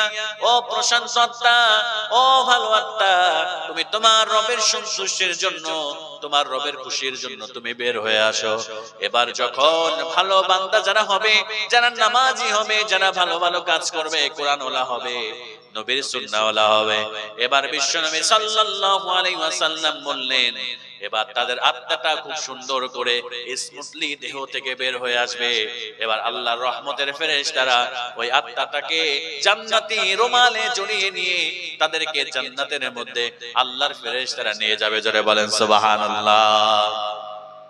এবার যারা নামাজ পড়বে না, যারা খারাপ মানুষ হবে, ও আমার মুসলমান ভাইরা, যারা খারাপ মানুষ হবে, নামাজ পড়ে নাই, নবীর সুন্নাহ মোতাবেক জীবনকে পরিচালনা করে নাই, কোরআন মানে নাই, এবার মালাকুল মউত তার চেহারা আসল চেহারা নিয়ে হাজির হয়ে যাবে। পাটা থাকবে জমিনের মধ্যে, মাথাটা থাকবে আসমানে, এত বিকট একজন চেহারা নিয়ে মালাকুল মউত এসে হাজির হয়ে যাবে। এবার মালাকুল মউত ডাক দিয়ে বলবে ও খবিস আত্মা, ও পেতাত্তা, তাড়াতাড়ি আল্লাহর ক্রোধের জন্য, আল্লাহর অসন্তুষ্টিতে তুই ওই ঘর ওই দেহ থেকে তুই বের হয়ে আয়। এবার খারাপ মানুষের আত্মাটা বের হতে যাবে না, একবার হাতের মধ্যে যাবে, একবার পায়ের মধ্যে যাবে, একবার মাথার দিকে চলে আসবে। আমার মুসলমান মায়ের এবার মালাকুল মউত কি করবে? মালাকুল মউত বারবার তাকে ধরতে যাবে, মালাকুল মউত ধরবে, পায়ের মধ্যে দৌড় দিয়ে ঢুকে যাবে, হাতের মধ্যে চলে যাবে। এবার মালাকুল মউত খপ করে তার রূহটাকে ধরে ফেলবে, এবার তার রূহটাকে কবজ করে ফেলবে। আমার মুসলমান ভাইরা, এবার যারা খারাপ আত্মা হবে, আল্লাহর গজবের ফেরেশতারা জাহান্নাম থেকে রুমাল নিয়ে আসবে, আগুনের রুমাল। এবার ওই রুমালের মধ্যে ওই আত্মাটাকে পেঁচিয়ে জাহান্নামের মধ্যে নিক্ষেপ করে দিবে। জোরে বলেন নাউজুবিল্লাহ। এজন্য আমার মুসলমান ভাইরা, এটা তো মৃত্যুর যন্ত্রণা। এরপরে কবরের মধ্যে যন্ত্রণা, আযাব আছে না নাই? ভালো করে খেয়াল করেন, একজন ভালো মৃত্যু যদি আপনার হয়ে যায়, আপনার কপালে যদি ভালো মৃত্যু নসিব হয়ে যায়, আল্লাহ রাব্বুল আলামিন আপনি সন্তুষ্টির জন্য আল্লাহ রাব্বুল আলামিন আপনাকে জান্নাতি বান্দা হিসেবে কবুল করে নেবে। সুবহানাল্লাহ। ভালো মৃত্যুর কয়েকটা আলামতের কথা আপনাদেরকে বলে ভালো করে শুনেন। একজন মানুষ যে ভালো ছিল, একজন মানুষ যে সৎ ব্যক্তি ছিল, দেখবেন একটা ভালো মানুষের আল্লাহ রাসূল সাল্লাল্লাহু আলাইহি ওয়াসাল্লাম ভালো মৃত্যু, জান্নাতি মৃত্যুর কয়েকটা আলামতের কথা বলেছে। আল্লাহ রাসূল সাল্লাল্লাহু আলাইহি ওয়াসাল্লাম যারা এই আলামতগুলো যদি কোনো ব্যক্তি মারা যাওয়ার সময় আপনারা দেখতে পান, তাহলে আপনারা ধরে নেবেন ওই ব্যক্তিটা ভালো ছিল এবং ওই ব্যক্তিটার মৃত্যুটা সুন্দর হয়েছে এবং ভালো মৃত্যু, জান্নাতি মৃত্যু হয়েছে। জোরে বলেন সুবহানাল্লাহ। আল্লাহ রাসূল কয়েকটা আলামতের কথা বলেছে। এক নম্বর আলামত, ভালো করে শুনেন, ভালো মৃত্যু আপনি বুঝবেন কি করে? একজন ব্যক্তি, আপনার ভাই যদি মারা যায়, আপনার চাচা যদি মারা যায়, আপনার বাবা যদি মারা যায়, আপনি কয়েকটা আলামত দেখে চিনতে পারবেন যে তাদের ভালো মৃত্যু হয়েছে, তাদের জান্নাতি মৃত্যু হয়েছে। আল্লাহ রাসূল কয়েকটা আলামতের কথা, কয়েকটা সাইনের কথা আল্লাহ রাসূল বলে দিয়েছে। বিশ্বনবী সাল্লাল্লাহু আলাইহি সাল্লাম ভালো মৃত্যুর এক নম্বর আলামতের কথা বললেন। আল্লাহর নবী বিশ্বনবী সাল্লাল্লাহু আলাইহি ওয়াসাল্লাম বললেন, লাকিনু মাউতাকুম লা ইলাহা ইল্লাল্লাহ। যখন কোন বান্দা ইন্তেকাল করবে, যখন কোন মানুষ মারা যাবে, তোমরা তাদের পাশে বসে তাদেরকে কালেমা তালকিন দাও, তাকে কালেমা পড়ানোর চেষ্টা করো, কিন্তু জোরাজোরি করো না। তুমি কালেমা পড়বা, সঙ্গে সঙ্গে ওই ব্যক্তিটাও কালেমা পড়বে। আল্লাহর নবী বললেন, আল্লাহর নবী বিশ্ব নবী সাল্লাল্লাহু আলাইহি ওয়াসাল্লাম বললেন, ভালো মৃত্যুর এক নম্বর গুণ হলো, যদি কখনো দেখে নেন আল্লাহর কোন বান্দা বান্দে যদি মৃত্যু যখন হয়ে যাচ্ছে তখন যদি কালেমা পড়ে, আল্লাহর নবী বিশ্ব নবী সাল্লাল্লাহু আলাইহি ওয়াসাল্লাম বললেন, যদি কারোর শেষ কালিমা, মৃত্যুর সময় শেষ বাক্য লা ইলাহা ইল্লাল্লাহ, এই কালিমা যদি পড়তে পড়তে যদি সে ইন্তেকাল করে, আল্লাহর নবী বিশ্ব নবী বললেন ওই ব্যক্তিটার ভালো মৃত্যু হয়েছে। জোরে বলেন সুবহানাল্লাহ। যদি কখনো দেখেন কোন মানুষ মারা যাচ্ছে, এমন সময় সে কালিমা পড়তে পড়তে পড়তে পড়তে মারা যায়, তখন আল্লাহ রাসূল বললেন তাহলে তোমরা ধরে নিবা ওই ব্যক্তিটার ভালো মৃত্যু হয়েছে, ওই ব্যক্তিটার জান্নাতি মৃত্যু হয়েছে। জোরে বলেন সুবহানাল্লাহ। এরপরে বিশ্বনবী সাল্লাল্লাহু আলাইহি সাল্লাম দুই নাম্বার বললেন ভালো মৃত্যুর দুই নাম্বার আলামত। আল্লাহর নবী বিশ্বনবী সাল্লাল্লাহু আলাইহি ওয়াসাল্লাম বললেন, যারা আল্লাহর মাহবুব বান্দা, যারা ভালো বান্দা, যারা নামাজি বান্দা, নবীর সুন্নাহ মানাওয়ালা বান্দা, যারা কোরআন মেনেছে, দুই নাম্বার ভালো মৃত্যুর আলামত হলো যখন সে ইন্তেকাল করবে তার কপালটা ঘেমে যাবে। যদি দেখেন কারো কপালটা মৃত্যুর সময় ঘেমে যায়, তাহলে ধরে নেবেন ওই ব্যক্তিটার ভালো মৃত্যু হয়েছে। জোরে বলেন সুবহানাল্লাহ। এরপরে বিশ্বনবী তিন নাম্বার বললেন, যদি কোনো মানুষ হজের সফরে মারা যায়, জুমার রাত্রিতে মারা যায় এবং রমজানের রজনীতে মারা যায়, বিশ্বনবী সাল্লাল্লাহু আলাইহি ওয়াসাল্লাম বললেন, তার যদি ঈমান থাকে, সে যদি নামাজি হয়, যদি এমন অবস্থায় তার মারা যায়, সে যদি মারা যায়, তোমরা ধরে নিবা ওই ব্যক্তিটা আল্লাহর মাহবুব বান্দা ছিল, তার জান্নাতি মৃত্যু হয়েছে। জোরে বলেন সুবহানাল্লাহ। এরপরে বিশ্বনবী সাল্লাল্লাহু আলাইহি সাল্লাম আরেকটা আলামতের কথা বললেন, কেউ যদি জিহাদের ময়দানে মারা যায়, কেউ যদি আগুনে পুড়ে মারা যায়, কেউ যদি পানিতে ডুবে মারা যায়, আর তার যদি ঈমান থাকে, বিশ্বনবী সাল্লাল্লাহু আলাইহি ওয়াসাল্লাম বললেন, তোমরা ধরে নিবা এইগুলো শহীদ মৃত্যু, এদের ভালো মৃত্যু হয়েছে। এজন্য আল্লাহ রাব্বুল আলামিনের হাবিব বললেন, এদের মৃত্যুটা হলো জান্নাতি মৃত্যু। জোরে বলেন সুবহানাল্লাহ। তাহলে তাহলে মৃত্যুর সময় আপনি যদি দেখেন কেউ কালেমা পড়তে পড়তে মারা যায়, ধরে নেবেন তার ভালো মৃত্যু হয়েছে। যদি দেখেন কপালটা ঘেমে যাচ্ছে, ধরে নেবেন তার ভালো মৃত্যু হয়েছে। যদি দেখেন জুমার দিনে রমজান মাসে হজের সফরে মারা গিয়েছে, ধরে নেবেন তার ভালো মৃত্যু হয়েছে, জান্নাতি মৃত্যু হয়েছে। আবার কেউ যদি কোনো যুদ্ধের ময়দানে, জিহাদের ময়দানে যদি আগুনে পুড়ে পানিতে ডুবে মারা যায়, যদি তার ঈমান থাকে, তাহলে বুঝে নেবেন, ধরে নেবেন তার ভালো মৃত্যু হয়েছে। আল্লাহর কাছে দোয়া করে, আল্লাহ তুমি আমাদের ভালো মৃত্যু, আমাদেরকে জান্নাতি মৃত্যু আল্লাহ তুমি দান করো। সকলেই পড়ে আল্লাহুম্মা আমিন। আমার মুসলমান ভাইরা, এই দুনিয়াটা মৃত্যুর জীবন, মৃত্যুর মাধ্যমে দুনিয়ার জীবনটা শেষ হয়ে যাবে। এবার আসেন কবরের জগৎটা কেমন কঠিন হবে। আমার ভাইরা ভালো করে শোনেন, কবরের জগৎটা কেমন কঠিন হবে। কবরের মধ্যে 3টা অথবা 4টা প্রশ্ন করা হবে যখন আপনাকে কবরের মধ্যে রাখা হবে। আমার মুসলমান ভাইরা খেয়াল করেন, যখন আপনার মৃত্যুটা হয়ে যাবে, মৃত্যুটা হয়ে যাওয়ার পরে আপনার শরীর থেকে দামি দামি কাপড়গুলো খুলে ফেলা হবে। আপনার শরীরের মধ্যে কোনো কিছু রাখা হবে না। আপনার দামি খাট থেকে, আপনার টাইলস করা বাড়ি থেকে, আপনার টাইলস করা বাথরুম থেকে আপনাকে বের করে এবার একটা বাজারের নিচে, একটা গাছের নিচে আপনাকে এমন একটা চৌকির মধ্যে রাখা হবে যে চৌকির মধ্যে কোনো তোষক পাওয়া যাবে না। একবার ভালো করে খেয়াল করেন আমার মুসলমান ভাইরা, যখন মৃত্যু হয়ে যাবে এমন একটা খাটের উপর আপনাকে শুইয়ে দেওয়া হবে যে খাটের মধ্যে কোনো তোষক নাই, যে খাটের মধ্যে কোনো লেপ নাই, যে খাটের মধ্যে কোনো জাজিম কোনো কিছু নাই। এমন একটা খাটের মধ্যে আপনাকে শুইয়ে দেওয়া হবে। শুইয়ে দেওয়ার পরে আপনাকে চাদর দিয়ে আপনাকে ঢেকে ফেলা হবে। এবার দামি দামি সাবান দিয়ে নয়, এবার বড়ই পাতা দিয়ে গরম জলে আপনাকে গোসল দিয়ে দেওয়া হবে। এবার গোসল যখন হয়ে যাবে, আপনি কত ব্র্যান্ডের শার্ট পরেছেন দুনিয়ার জীবনে, আপনি কত ব্র্যান্ডের দামি দামি পোশাক আপনি পরেছেন, দামি দামি কাপড়ের জামা আপনি ব্যবহার করেছেন। ও মুসলমান ভাইরা, দামি কাপড় আপনাকে দিয়ে দেওয়া হবে না, মাত্র 3টা টুকরা কাফনের কাপড় আপনাকে পরিয়ে দেওয়া হবে। যখন আপনাকে পরিয়ে দেওয়া হবে কাফনের কাপড়, এবার আপনাকে 4 পায়ে খাটিয়ার মধ্যে করে এবার কবরের দিকে আপনাকে নিয়ে যাওয়া হবে। এবার কবরের দিকে সবাই নিয়ে যেতে শুরু করবে। প্রাণের স্ত্রী একটু কান্না করবে, কিছুক্ষণ পরে তার সে ভুলে যাবে স্বামীকে। সন্তানেরা বারবার বারবার বলবে, তাড়াতাড়ি করো, তাড়াতাড়ি করো, আমার বাবাটাকে তাড়াতাড়ি তোমরা কবরের মধ্যে কবরস্থ করো। ও আমার মুসলমান ভাইরা, এবার ওই খাটিয়ার মধ্যে করে এবার কবরের দিকে নিয়ে যাওয়া হবে। আমাদেরকে এবার কবরের মধ্যে রাখা হবে। কবরের মধ্যে এসি নাই, ফ্যান নাই, কোনো লাইট নাই, অন্ধকার কবরের মধ্যে আমাদেরকে শুইয়ে দিয়ে সবাই চলে আসবে। আমার সন্তান চলে আসবে, আমার বাবা চলে আসবে, আমার ভাইয়েরা চলে আসবে, পাড়া প্রতিবেশীরা চলে আসবে। ওই অন্ধকার কবরের মধ্যে আমাদেরকে রাখা হবে। ওই কবরের মধ্যে রাখার পরে আমরা সবাই জানি 3টা অথবা 4টা প্রশ্ন করা হবে। 1 নাম্বার প্রশ্ন করা হবে, মার রব্বুক, তোমার রবের নাম কি? ওমাদ দীনুক, তোমার দিনের নাম কি? এরপরে বিশ্বনবী সাল্লাল্লাহু আলাইহি ওয়াসাল্লামের চেহারা মোবারক নিয়ে আসা হবে কবরের মধ্যে। নিয়ে আসার পরে বলা হবে, মান হাযার রাজুল, এই ব্যক্তিটাকে তুমি চিনো নাকি? এবার যারা নবীর সুন্নাহ মেনেছে, নবীর কথা মতো চলেছে, এবার তারা দেখার সঙ্গে সঙ্গে বুঝে ফেলবে ইনি হলেন মুহাম্মদুর রাসূলুল্লাহ সাল্লাল্লাহু আলাইহি ওয়াসাল্লাম। ও আমার ভাইরা, এই 3টা প্রশ্নের উত্তর যারা দিতে পারবে, এবার বিশ্বনবী বললেন 4 নাম্বার তাদেরকে আরেকটা প্রশ্ন করা হবে। তাদেরকে বলা হবে, তোমরা যে 3টা প্রশ্নের জবাব দিয়েছো, এই 3টা প্রশ্নের জবাব কোথা থেকে পেয়েছো? এবার তারা বলবে, এইগুলো আল্লাহর কোরআন থেকে আমরা পেয়েছি। জোরে বলেন সুবহানাল্লাহ। আমার মুসলমান ভাইরা, যারা 4টা প্রশ্নের জবাব পারবে, এবার তাদের কবরকে আল্লাহ জান্নাতের নূর দ্বারা পরিপূর্ণ করে দিবে। তাদেরকে জান্নাতি পোশাক পরায় দিবে। জান্নাতের সঙ্গে একটা জানালা আল্লাহ রাব্বুল আলামিন একটা জানালা করে দিবেন। তারা জানালা দিয়ে জান্নাতের নাজ নেয়ামতগুলো দেখবে। আর এমন একটা ঘুম দিয়ে দিবে, কিয়ামতের আগে তাদের ঘুমটা ভাঙবে না। জোরে বলেন সুবহানাল্লাহ।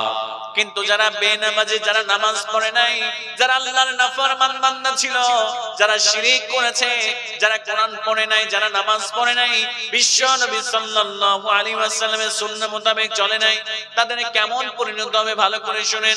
এবার তাদেরকে বলা হবে, মার রব্বুক, তোমার রবের নাম কি? তারা বলবে, লা আদরি, আমি কিছুই জানি না। ওমান নাবিয়ুক, তোমার নবীর নাম কি? লা আদরি, কিছুই জানি না। ওমাদ দীনুক, তোমার দ্বীনের নাম কি? লা আদরি, লা আদরি, লা আদরি, তারা শুধু বলবে আমি কিছুই জানি না, আমি কিছুই জানি না।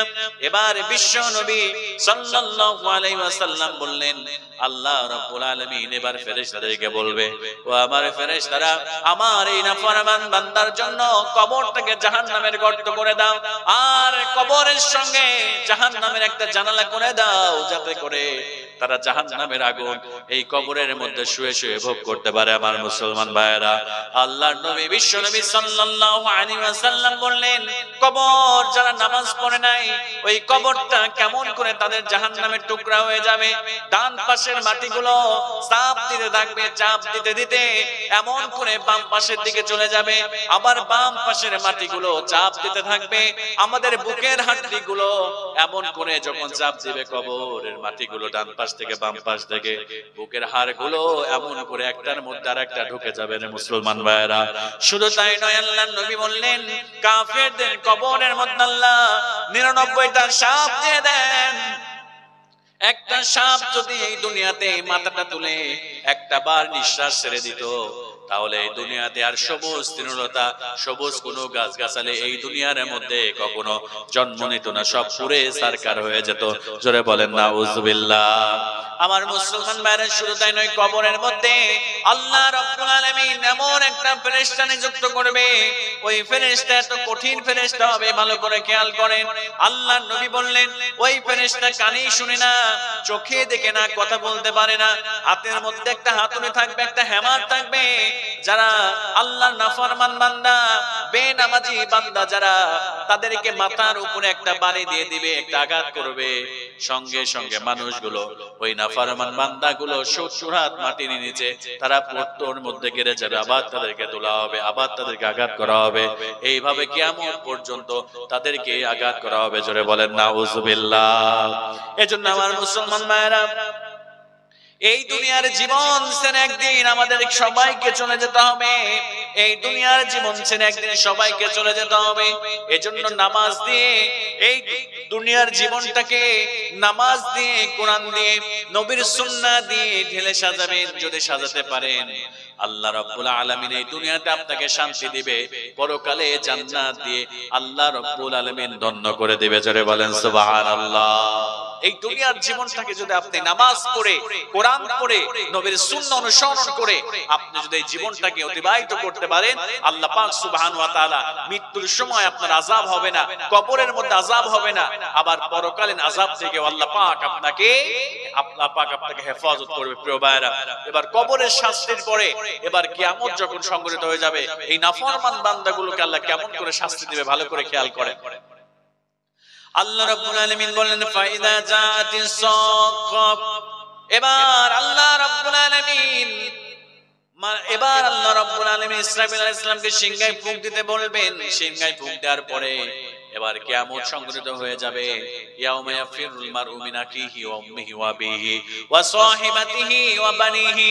আল্লাহ রাব্বুল আলামিন বলেন, কিয়ামত যখন সংঘটিত হয়ে যাবে আমার মুসলমান ভাইরা, এবার সূর্যটা মাথার উপরে চলে আসবে। সূর্যটা যখন মাথার উপরে চলে আসবে, মানুষগুলোর মগজগুলো টকবক টকবক করে ফুটতে থাকবে। মগজগুলো যখন টকবক করে ফুটতে থাকবে, ওই মগজগুলো কারো বা নাক দিয়ে বের হয়ে যাবে, কারো বা কান দিয়ে বের হয়ে যাবে, কারো বা মুখ দিয়ে বের হয়ে যাবে। ওই মগজগুলো বের হয়ে গলে গলে পড়বে। এবার আমার মুসলমান ভাইরা, পিপাসা লেগে যাবে, তৃষ্ণা লেগে যাবে। মানুষগুলো জিহ্বাটা বের হয়ে আসবে। জিহ্বাটা বের হয়ে এসে নাভি পর্যন্ত ঝুলে যাবে, কারো বা হাঁটু পর্যন্ত ঝুলে যাবে, কারো বা মাটি পর্যন্ত ঝুলে যাবে। ওই জিহ্বাটা ঝুলে যাবে, আর মুখে থাকবে একটা বাক্য, ইয়া নাফসি ইয়া নাফসি, হায় আমার কি হবে, আমার কি হবে। সেই দিন কঠিন মুসিবতের সময় মানুষগুলো তার ভাইয়ের কাছ থেকে পলায়ন করবে, মানুষগুলো তার মায়ের কাছ থেকে, বাবার কাছ থেকে পলায়ন করবে, মানুষগুলো তার স্ত্রীর কাছ থেকে পলায়ন করবে, মানুষগুলো তার সন্তানের কাছ থেকে পলায়ন করবে। আল্লাহ রাব্বুল আলামিন তাদেরকে এমন শাস্তি দিয়ে দিবেন, আল্লাহর নাফরমান বান্দাগুলোকে আল্লাহ এমন শাস্তি দিবে, এবার পুলসিরাত পার হওয়ার জন্য অনুমতি দিয়ে দিবে। যারা আল্লাহর নাফরমান বান্দা ছিল, পুলসিরাত এমন চিকন সরু রাস্তা, চুলের থেকেও চিকন হবে এবং এমন ধারালো হবে। যারা আল্লাহর নাফরমান বান্দাগুলো, এবার ওই পুলসিরাতের নিচের দিকে জাহান্নাম থাকবে। যখন তাদেরকে বলা হবে, আমার বান্দারা পুলসিরাত পার হয়ে যাও। এবার নাফরমান বান্দাগুলো যখনই পার হতে যাবে সঙ্গে সঙ্গে ওই জাহান্নামের অতল গহ্বরে জাহান্নামের আগুনের মধ্যে তারা পড়ে যাবে। জোরে বলেন নাউজুবিল্লাহ। এজন্য আমার মুসলমান ভাইরা, এই মৃত্যুর যন্ত্রণা থেকে যদি বাঁচতে চাই, কবরের আযাব থেকে যদি বাঁচতে চাই, কিয়ামতের ভয়াবহতা থেকে যদি বাঁচতে চাই, তাহলে আমাদেরকে আল্লাহর কোরআন নবীর সুন্নাহ মোতাবেক জীবনকে পরিচালনা করতে হবে। আমরা যদি নবীর সুন্নাহ বিশ্ব নবীর অনুসরণ করতে পারি, আল্লাহর কোরআনকে যদি মানতে পারি, আল্লাহ রাব্বুল আলামিন আমাদেরকে ইহকালীন শান্তি এবং পরকালীন মুক্তি দিয়ে আল্লাহ আমাদেরকে ধন্য করে দিবে। জোরে বলেন সুবহানাল্লাহ। এজন্য আমার প্রিয় ভাইরা, আল্লাহর ভয় নিয়ে জীবনকে পরিচালনা করবেন। অন্তরের মধ্যে আল্লাহর ভয় নিয়ে আসবেন। আল্লাহর ভয় যদি অন্তরের মধ্যে নিয়ে আসেন, তাহলে আপনার দ্বারা পাপ কাজ করা সম্ভব হবে না। অনেক যুবক ভাইরা মোবাইলের মাধ্যমে অশ্লীল সিনেমা দেখে, নাটক দেখে দেখে তাদের জীবনকে নষ্ট করে ফেলে। ও আমার কলিজার টুকরা যুবক ভাইরা, আল্লাহর ভয় যদি অন্তরের মধ্যে নিয়ে আসতে পারো, আল্লাহ রাব্বুল আলামিন তোমাকে একটা নয় দুইটা জান্নাত দিয়ে আল্লাহ রাব্বুল আলামিন ধন্য করে দিবে। জোরে বলেন সুবহানাল্লাহ। অন্তরের মধ্যে তাকওয়া নিয়ে আসতে হবে, আল্লাহর ভয় নিয়ে আসতে হবে। যদি আল্লাহর ভয় নিয়ে আসতে পারি, তাকওয়া যদি নিয়ে আসতে পারি, তাহলে আল্লাহ পাক সুবহানাহু ওয়া তাআলা আমাদেরকে একটা নয় দুইটা জান্নাত দিয়ে আল্লাহ পাক আমাদেরকে ধন্য করে দিবে। এজন্য মুসলমান ভাইরা, আপনার মধ্যে যদি তাকওয়া থাকে, আপনি কখনো সুদ খেতে পারবেন না। আপনার মধ্যে যদি তাকওয়া থাকে, আপনি ঘুষ খেতে পারবেন না। আপনার মধ্যে যদি তাকওয়া থাকে, আপনি ওজনে কম দিতে পারবেন না। আপনি ভেজাল পণ্য আসল পণ্য বলে বিক্রি করতে পারবেন না। এই জন্য তাকওয়া নিয়ে আসেন অন্তরের মধ্যে, আল্লাহর ভয় নিয়ে আসেন। আল্লাহর ভয় যদি নিয়ে আসতে পারেন, আল্লাহ পাক সুবহানাহু ওয়া তাআলা আপনাকে জান্নাত দিয়ে আল্লাহ পাক ধন্য করে দিবে। একটু খেয়াল করেন তাকওয়া কাকে বলে, তাকওয়ার সংজ্ঞা কি, একটু ভালো করে খেয়াল করেন। হযরত আব্দুল্লাহ ইবনে ওমর রাদিয়াল্লাহু তাআলা আনহু তিনি একদিন সফরের মধ্যে বের হয়েছেন। দেখেন তাকওয়া কি জিনিস, এটা বোঝানোর জন্য আমি ছোট্ট একটা ঘটনা আপনাদেরকে শোনাই। আব্দুল্লাহ ইবনে ওমর রাদিয়াল্লাহু তাআলা আনহু তিনি একদিন সফরে বের হয়েছে, প্রচন্ড রোদের মধ্যে তিনি পাহাড়ের মধ্যে তিনি সফরে বের হলেন। হযরত আব্দুল্লাহ ইবনে ওমর রাদিয়াল্লাহু তাআলা আনহু সফরে বের হলেন। সফরে বের হওয়ার পরে দুপুরে খাবারের সময় হয়ে গেল। প্রচন্ড রোদ, রোদের মধ্যে তারা ঘেমে গিয়েছে, প্রচন্ড পিপাসা পেয়েছে, ক্ষুধা লেগেছে। এবার তারা খাওয়ার জন্য জোহরের টাইমে দস্তরখানা বিছালেন। সুন্দর সুন্দর খাবারগুলো তাদের কাছে রাখা আছে। এমন সময় তারা খেয়াল করে দেখলেন তাদের পাশে একজন রাখাল মেষ চড়াচ্ছেন, ছাগলের পাল চড়াচ্ছেন। এবার রাখালকে ডাক দিয়ে বললেন, ও রাখাল ভাই, আমাদের সঙ্গে তুমি খাবারে অংশগ্রহণ করো। আমাদের কাছে সুন্দর সুন্দর খাবার আছে, ভালো ভালো খাবার আছে, আমাদের সঙ্গে তুমি খাবারে অংশগ্রহণ করো। এবার ওই রাখাল বললেন, ও পথিক, ও মুসাফির, তোমাদের খাবারগুলো তোমরা খাও, আমি তোমাদের সঙ্গে খাবার খেতে পারবো না। কারণ আমি রাখাল, আমি নফল রোজা রেখেছি আল্লাহর ভয় নিয়ে, পরকালের ভয় নিয়ে আমি নফল রোজা রেখেছি, আমি খেতে পারবো না। আব্দুল্লাহ ইবনে ওমর বললেন, ও রাখাল, চিন্তা করো না, নফল রোজা ভেঙে ফেললে কোনো সমস্যা নাই। এই যে প্রচন্ড শীত পড়ছে, প্রচন্ড গরম পড়ছে, প্রচন্ড রোদ পড়ছে, আমাদের সঙ্গে যদি রোজাটা ভেঙে খাও, আল্লাহ কোনো ধরবেন না, তোমাকে গুনাহ দিবেন না। রাখাল বললেন, ও পথিক ও মুসাফির, আমি তো আল্লাহর ভয় নিয়ে, পরকালের ভয় নিয়ে আল্লাহর সন্তুষ্টির জন্য রোজা রেখেছি, আমি তোমাদের সঙ্গে আমি খাবার খেতে পারবো না। জোরে বলেন সুবহানাল্লাহ। এবার আব্দুল্লাহ ইবনে ওমর চিন্তা করলেন, রাখালের এত বড় ঈমান, তার ঈমানটা পরীক্ষা করা দরকার। এবার আব্দুল্লাহ ইবনে ওমর চিন্তা করলেন, আমি ওই রাখালের পরীক্ষাটা, ঈমানের পরীক্ষাটা আমি নিব, আমি দেখতে চাই আসলে সে প্রকৃত ঈমানদার কিনা, প্রকৃত আল্লাহর ভয় তার মধ্যে আছে কিনা। এবার আব্দুল্লাহ ইবনে ওমর রাদিয়াল্লাহু তাআলা আনহু রাখালকে বললেন, রাখাল ভাই, ও রাখাল, তোমার কাছে অনেকগুলো ছাগল দেখতে পাই, আমাদের কাছে তো খাবার আছে, এই খাবার ছাড়া আমাদের ইচ্ছা করছে তোমার ছাগলের গোশত খেতে, আমাদের কাছে একটা ছাগল তুমি বিক্রি করো। এবার ওই রাখালের কাছে যখন আব্দুল্লাহ ইবনে ওমর বললেন, আমাদের কাছে একটা ছাগল বিক্রি করো। এবার আব্দুল্লাহ ইবনে ওমরের কথা শুনে রাখাল বললেন, ও পথিক, ও মুসাফির, শুনে নাও, এই যে ছাগলের পাল তুমি দেখতে পাও, এত বড় মেষের পাল তুমি দেখতে পাও, ও মুসাফির শুনে নাও, এইগুলো আমার ছাগল নয়, এইগুলো আমার এক মুনিবের ছাগল। আমি রাখাল সেইগুলোকে চড়ায় দেই, এর বিনিময়ে আমাকে মাস শেষে আমার মনিব আমাকে বেতন দেয়। এবার আব্দুল্লাহ ইবনে ওমর রাদিয়াল্লাহু তাআলা বললেন, ও রাখাল, তুমি যদি একটা ছাগল আমার কাছে বিক্রি করো আর তোমার মনিবকে গিয়ে যদি তুমি বলো আজকে একটা বাঘ এসে, একটা নেকড়ে এসে ছাগল পালের উপরে হামলা করেছে, পাহাড়ে বাঘ এসে হামলা করে একটা ছাগলকে নিয়ে গিয়েছে, ও রাখাল, তোমার মনিব অবশ্যই এটা বিশ্বাস করে নেবে। এবার রাখাল ডাক দিয়ে বলল, প্রতিক মুসাফির শোনো, আমি একটা নয়, দুইটা নয়, 10টা ছাগলের ব্যাপারেও যদি আমার মনিবকে বলি, ও মনিব 10টা ছাগল নেকড়ে এসে বাঘ এসে খেয়ে ফেলেছে, আমার মনিব আমারে এতটা বিশ্বাস করে, আমার মনিব আমারে এতটা বিশ্বাস করে, এত মহব্বত করে, আমি 10টা ছাগলের কথাও যদি বলে দেব, ওরা বলে দেব প্রতি আমার মনিব এইটা বিশ্বাস করে নিবে।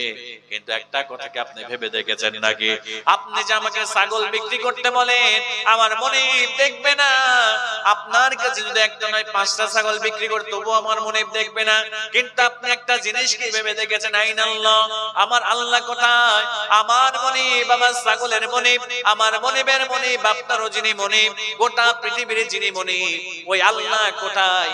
আপনার কাছে যদি ছাগল বিক্রি করি, ও মুসাফির, আমার মনিব হয়তো বা দেখবে না, দুনিয়ার কোনো মানুষ দেখবে না, কিন্তু আমার রব, আমার আল্লাহ সুবহানাহু ওয়া তাআলা অবশ্যই এইটা দেখবেন। জোরে বলেন সুবহানাল্লাহ। হাযা হুয়া তাকওয়া, এটার নামই হচ্ছে তাকওয়া।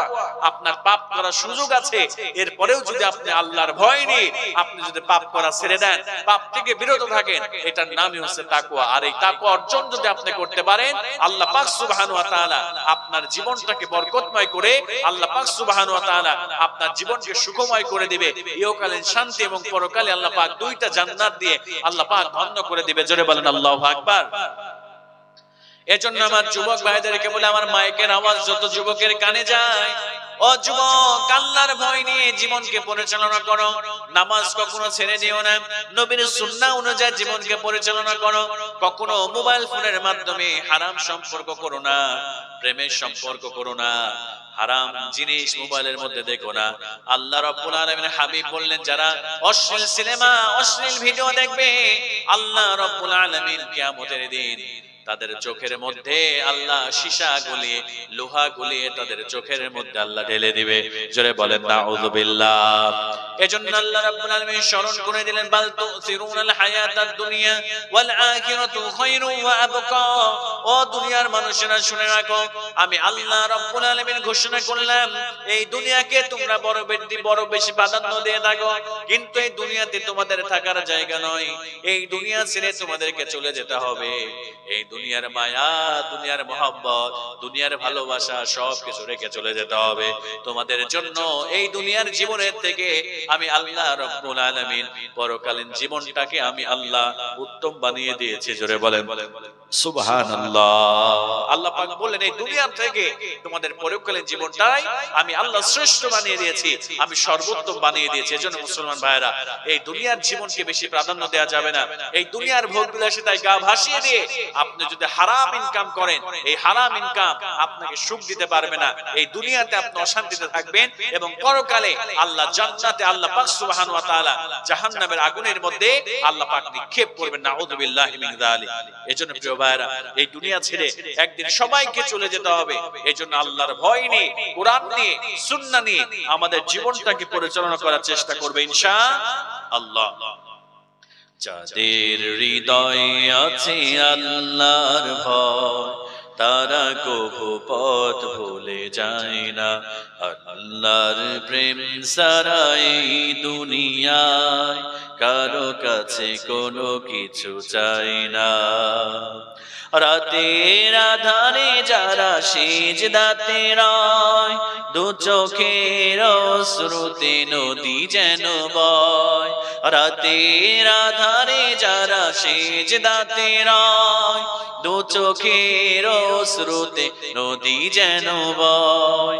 ছলনার হাত ছানি যতই আসুক, ছলনার হাত ছানি যতই আসুক, পেছনে ফিরেও তাকায় না। ও যাদের হৃদয়ে আছে আল্লাহর ভয়, তারা কভু পথ ভুলে যায় না। আল্লাহর প্রেম সারা এই দুনিয়ায় কারো কাছে কোনো কিছু চাই না।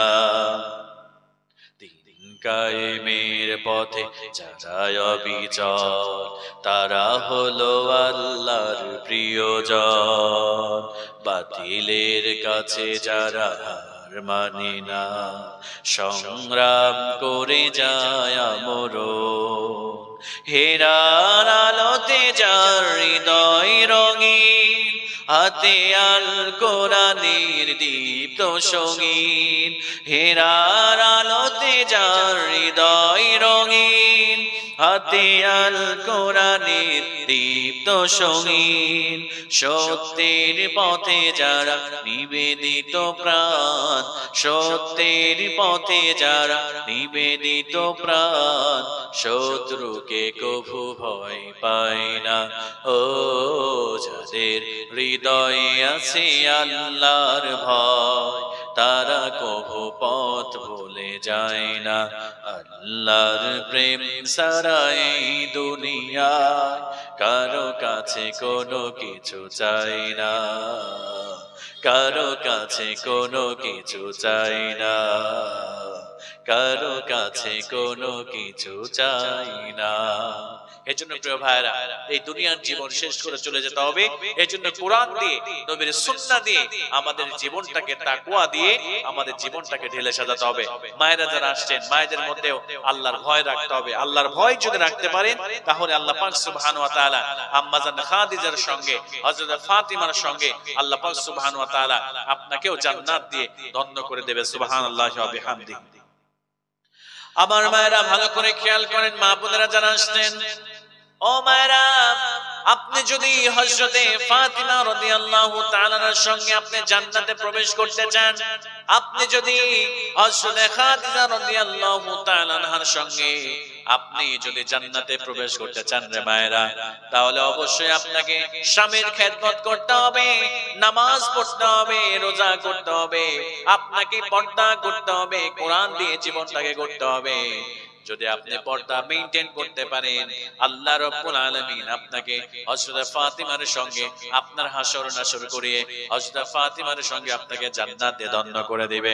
আমার মায়েরা ভালো করে খেয়াল করেন, হযরত ফাতিমা রাদিয়াল্লাহু তাআলা আনহা তিনি খাতুনে জান্নাত যাকে বলা হয়, এই ফাতিমা কেমন করে পর্দা মেনে চলেছে, কেমন করে স্বামীর আনুগত্য করেছে একটু ভালো করে খেয়াল করেন। আমার মায়েরা কানটা খাড়া করে দেন, মনটা নরম করে দেন। হযরত ফাতিমা রাদিয়াল্লাহু তাআলা আনহা এই দুনিয়া ছেড়ে চলে গিয়েছেন। আম্মা জান খাদিজা রাদিয়াল্লাহু তাআলা আনহা এই দুনিয়া ছেড়ে চলে গিয়েছেন। হযরত খাদিজা রাদিয়াল্লাহু তাআলা আনহা মাঝে মাঝে কান্না শুরু করে দিতেন। আল্লাহ নবীজির সামনে হাউমাউ করে খাদিজা কান্না শুরু করে দিয়েছে। আমার মায়েরা ভালো করে খেয়াল করেন, হযরত খাদিজার মধ্যে কবরের ভয় কেমন ছিল। বিশ্বনবী সাল্লাল্লাহু আলাইহি সাল্লাম একদিন কবরের বয়ান করছিল, কবরের আযাবের কথা বলছিল। হযরত খাদিজা রাদিয়াল্লাহু তাআলা আনহা সেই কবরের আযাবের কথা শুনে, কবরের গজবের কথা শুনে, শাস্তির কথা শুনে মাঝে মাঝে কান্না করতেন। একদিন আল্লাহর নবীকে ডাক দিয়ে বলছে, ইয়া রাসূলুল্লাহ, ইয়া হাবিবাল্লাহ, হুজুর আমি তো একদিন ইন্তেকাল করব, আমি তো একদিন এই দুনিয়া ছেড়ে চলে যাব। আল্লাহর নবী, ইয়া রাসূলুল্লাহ, ইয়া হাবিবাল্লাহ, আপনি তো বলেছেন আল কবরু রাউযাতুম মিন রিয়াদিল জান্নাহ, এই কবরটা কারোর জন্য জান্নাতের টুকরা হয়ে যাবে। আবার আপনি বলেছেন এই কবরটা কারোর জন্য জাহান্নামের গর্ত হয়ে যাবে। ইয়া রাসূলুল্লাহ, ইয়া হাবিবাল্লাহ, আমার বড্ড ভয় হয়, আমি জানি না এই কবরটা আমার সঙ্গে কেমন আচরণ করবে, আমার জন্য জান্নাতের টুকরা হয়ে যাবে নাকি জাহান্নামের গর্ত হয়ে যাবে। ইয়া রাসূলুল্লাহ, ইয়া হাবিবাল্লাহ, আমার বড্ড বড় ভয় হয়। ইয়া রাসূলুল্লাহ, ইয়া হাবিবাল্লাহ, আপনার কাছে আমি এই কবরের মধ্যে যখন যাব, যখন ইন্তেকাল করব, আপনার কাছে আমি তিনটা জিনিস চাইবো আল্লাহর নবী, বিশ্ব নবী সাল্লাল্লাহু আলাইহি ওয়াসাল্লাম। আমার মায়েরা ভালো করে খেয়াল করেন, আল্লাহর নবী বিশ্ব নবী সাল্লাল্লাহু আলাইহি ওয়াসাল্লাম বলেন, খাদিজা রে কোন তিনটা জিনিস চাইবে বলো।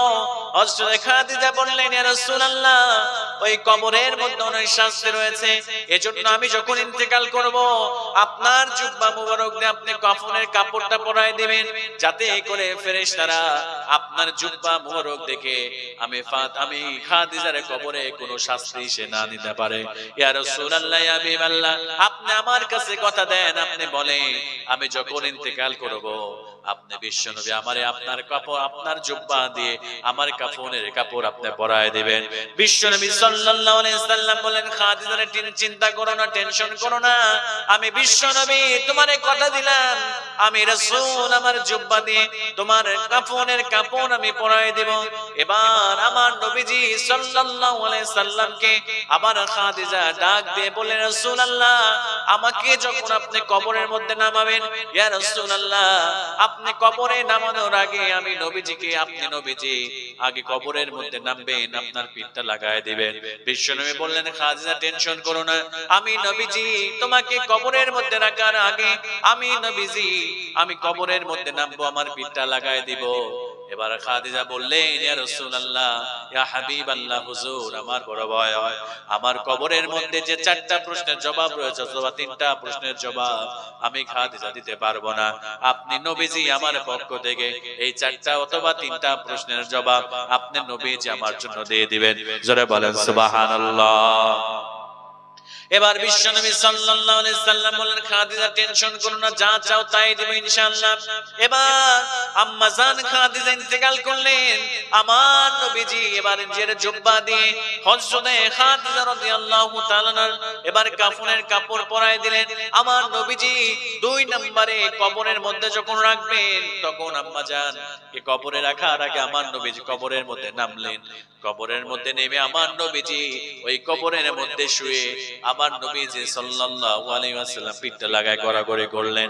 এবার 3 নম্বরে বিশ্বনবী সাল্লাল্লাহু আলাইহি ওয়াসাল্লাম কবরের পাশে দাঁড়িয়ে থাকলেন সওয়াল প্রশ্নের জবাব দেওয়ার জন্য।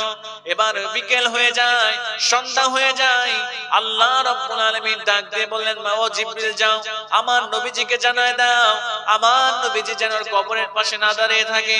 আমি আমার খাদিজার উপরে এতটা খুশি আছি, এতটা সন্তুষ্ট আছি, ও জিবরিল যাও আমার নবীজিকে জানায় দাও, আমার নবীজির প্রশ্নের জবাব দেওয়া দরকার নাই, আমি আল্লাহ আরশে আজিম থেকে আমি খাদিজার প্রশ্নের জবাব আমি নবীজি দিয়ে দিয়েছি।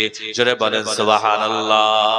এজন্য আমার মায়েরা ভালো করে শুনুন, কবরের মধ্যে আযাব আছে, ওই কবরের আযাব থেকে যদি বাঁচতে চান তাহলে আপনাকে নামাজ পড়তে হবে, আপনাকে পর্দা করতে হবে, আপনাকে ভালো ভালো কাজ করতে হবে, স্বামীর সাথে ভালো আচরণ করতে হবে, স্বামীর সাথে ন্যায় সঙ্গত কথা বলতে হবে। পর্দা যদি মেয়ে মানতে পারে, আল্লাহ রাব্বুল আলামিন আপনাকে খাতুনে জান্নাত ফাতিমার সঙ্গে আপনার হাসর নাসর করায় দেবে। আমার মায়েরা, হযরত ফাতিমা রাদিয়াল্লাহু তাআলা আনহা কেমন করে তিনি এই দুনিয়াতে পর্দা মেনে চলেছেন, ও আমার মায়েরা ভালো করে শুনেন। আল্লাহর নবীর কন্যা ফাতিমা যখন ইন্তেকাল করবেন, এবার হযরত আলীকে ডাক দিয়ে বললেন, ও প্রাণের স্বামী, আমি যখন ইন্তেকাল করব আপনি আমাকে রাতের অন্ধকারে কবরস্থ করবেন, আমার জানাজা করে আমাকে কবর দিয়ে দিবে। এবার আলী বললেন, ফাতিমার এই কথা কেন বলছো? তুমি নবীর মেয়ে, সমস্ত মানুষদেরকে ডেকে আনবো, সমস্ত সাহাবীদেরকে ডেকে এনে তোমার কবরের ব্যবস্থা করে দেব। ও আমার মায়েরা ভালো করে শুনেন, ফাতিমা রাদিয়াল্লাহু তাআলা বললেন, ও প্রাণের স্বামী রে, যদি আপনি সমস্ত মানুষের সামনে আমার জানাজার ব্যবস্থা করেন, আমি ফাতিমা দুনিয়াতে এমন করে চলেছি, আমাকে কখনো কোনো সাহাবী কোনো মানুষ আমার চেহারাটা দেখতে পায় নাই। আমি কেমন ছিলাম, মোটা ছিলাম নাকি চিকন ছিলাম, আমি কেমন ছিলাম, কালো ছিলাম নাকি ফর্সা ছিলাম, এইটাও জীবনে দেখে নাই।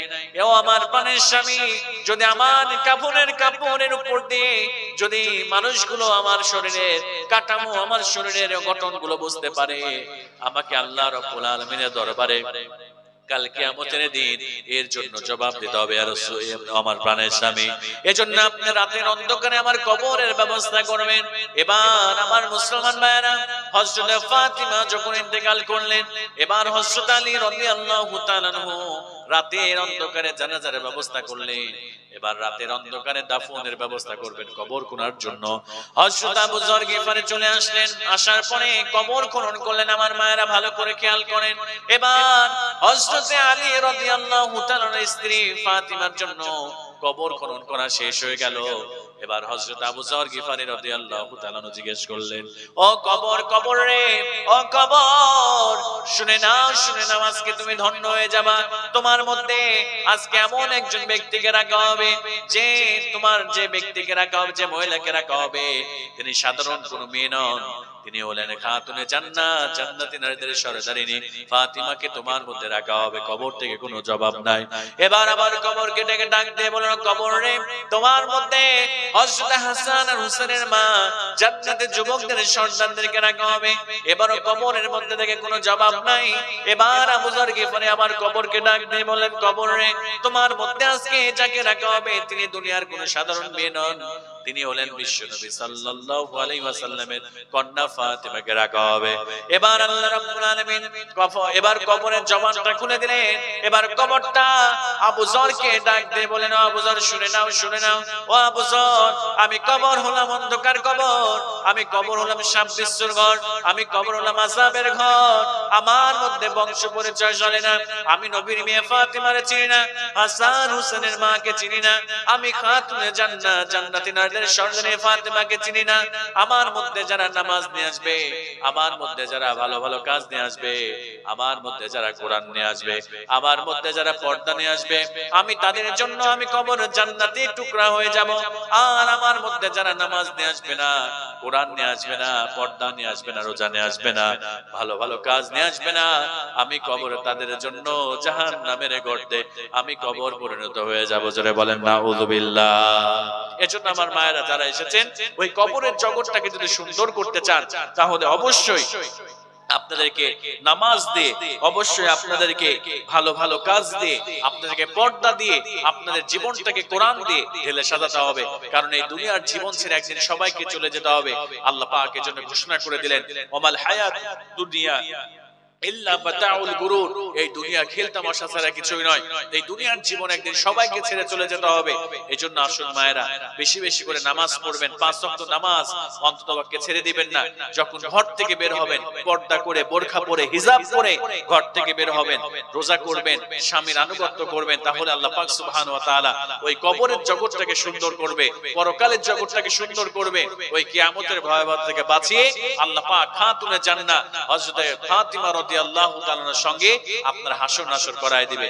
এই দুনিয়ার মায়া মমতা সবকিছু ছেড়ে একদিন চলে যেতে হবে। এজন্য মায়েরা এই আমলগুলো বেশি বেশি করার চেষ্টা করবেন ইনশাআল্লাহ, যদি জান্নাতের মধ্যে প্রবেশ করতে চান। হারিয়ে যাব একদিন আমি রবনায় ভুবনে চিরদিন, হারিয়ে যাব একদিন আমি রবনায় ভুবনে চিরদিন। ক্ষমা করে দিও তোমরা আমায়, ক্ষমা করে দিও তোমরা আমায়, ভুল করে থাকি যদি কোনো দিন, হারিয়ে যাব একদিন আমি রবনায় ভুবনে চিরদিন। বাঁশবাগানে বা গোরস্থানে হয়তো দেবে মোরে কবর, তোমরা আমায় যাবে ফুলে, রাখবে না জানি কোনো খবর। বাঁশবাগানে বা গোরস্থানে হয়তো দেবে মোরে কবর, তোমরা আমায় যাবে ফুলে, রাখবে না জানি কোনো খবর। পড়বে কি মনে আমার কথা, ফেলবে কি অশ্রু কোনো দিন, হারিয়ে যাব একদিন আমি রব নাই ভুবনে চিরদিন।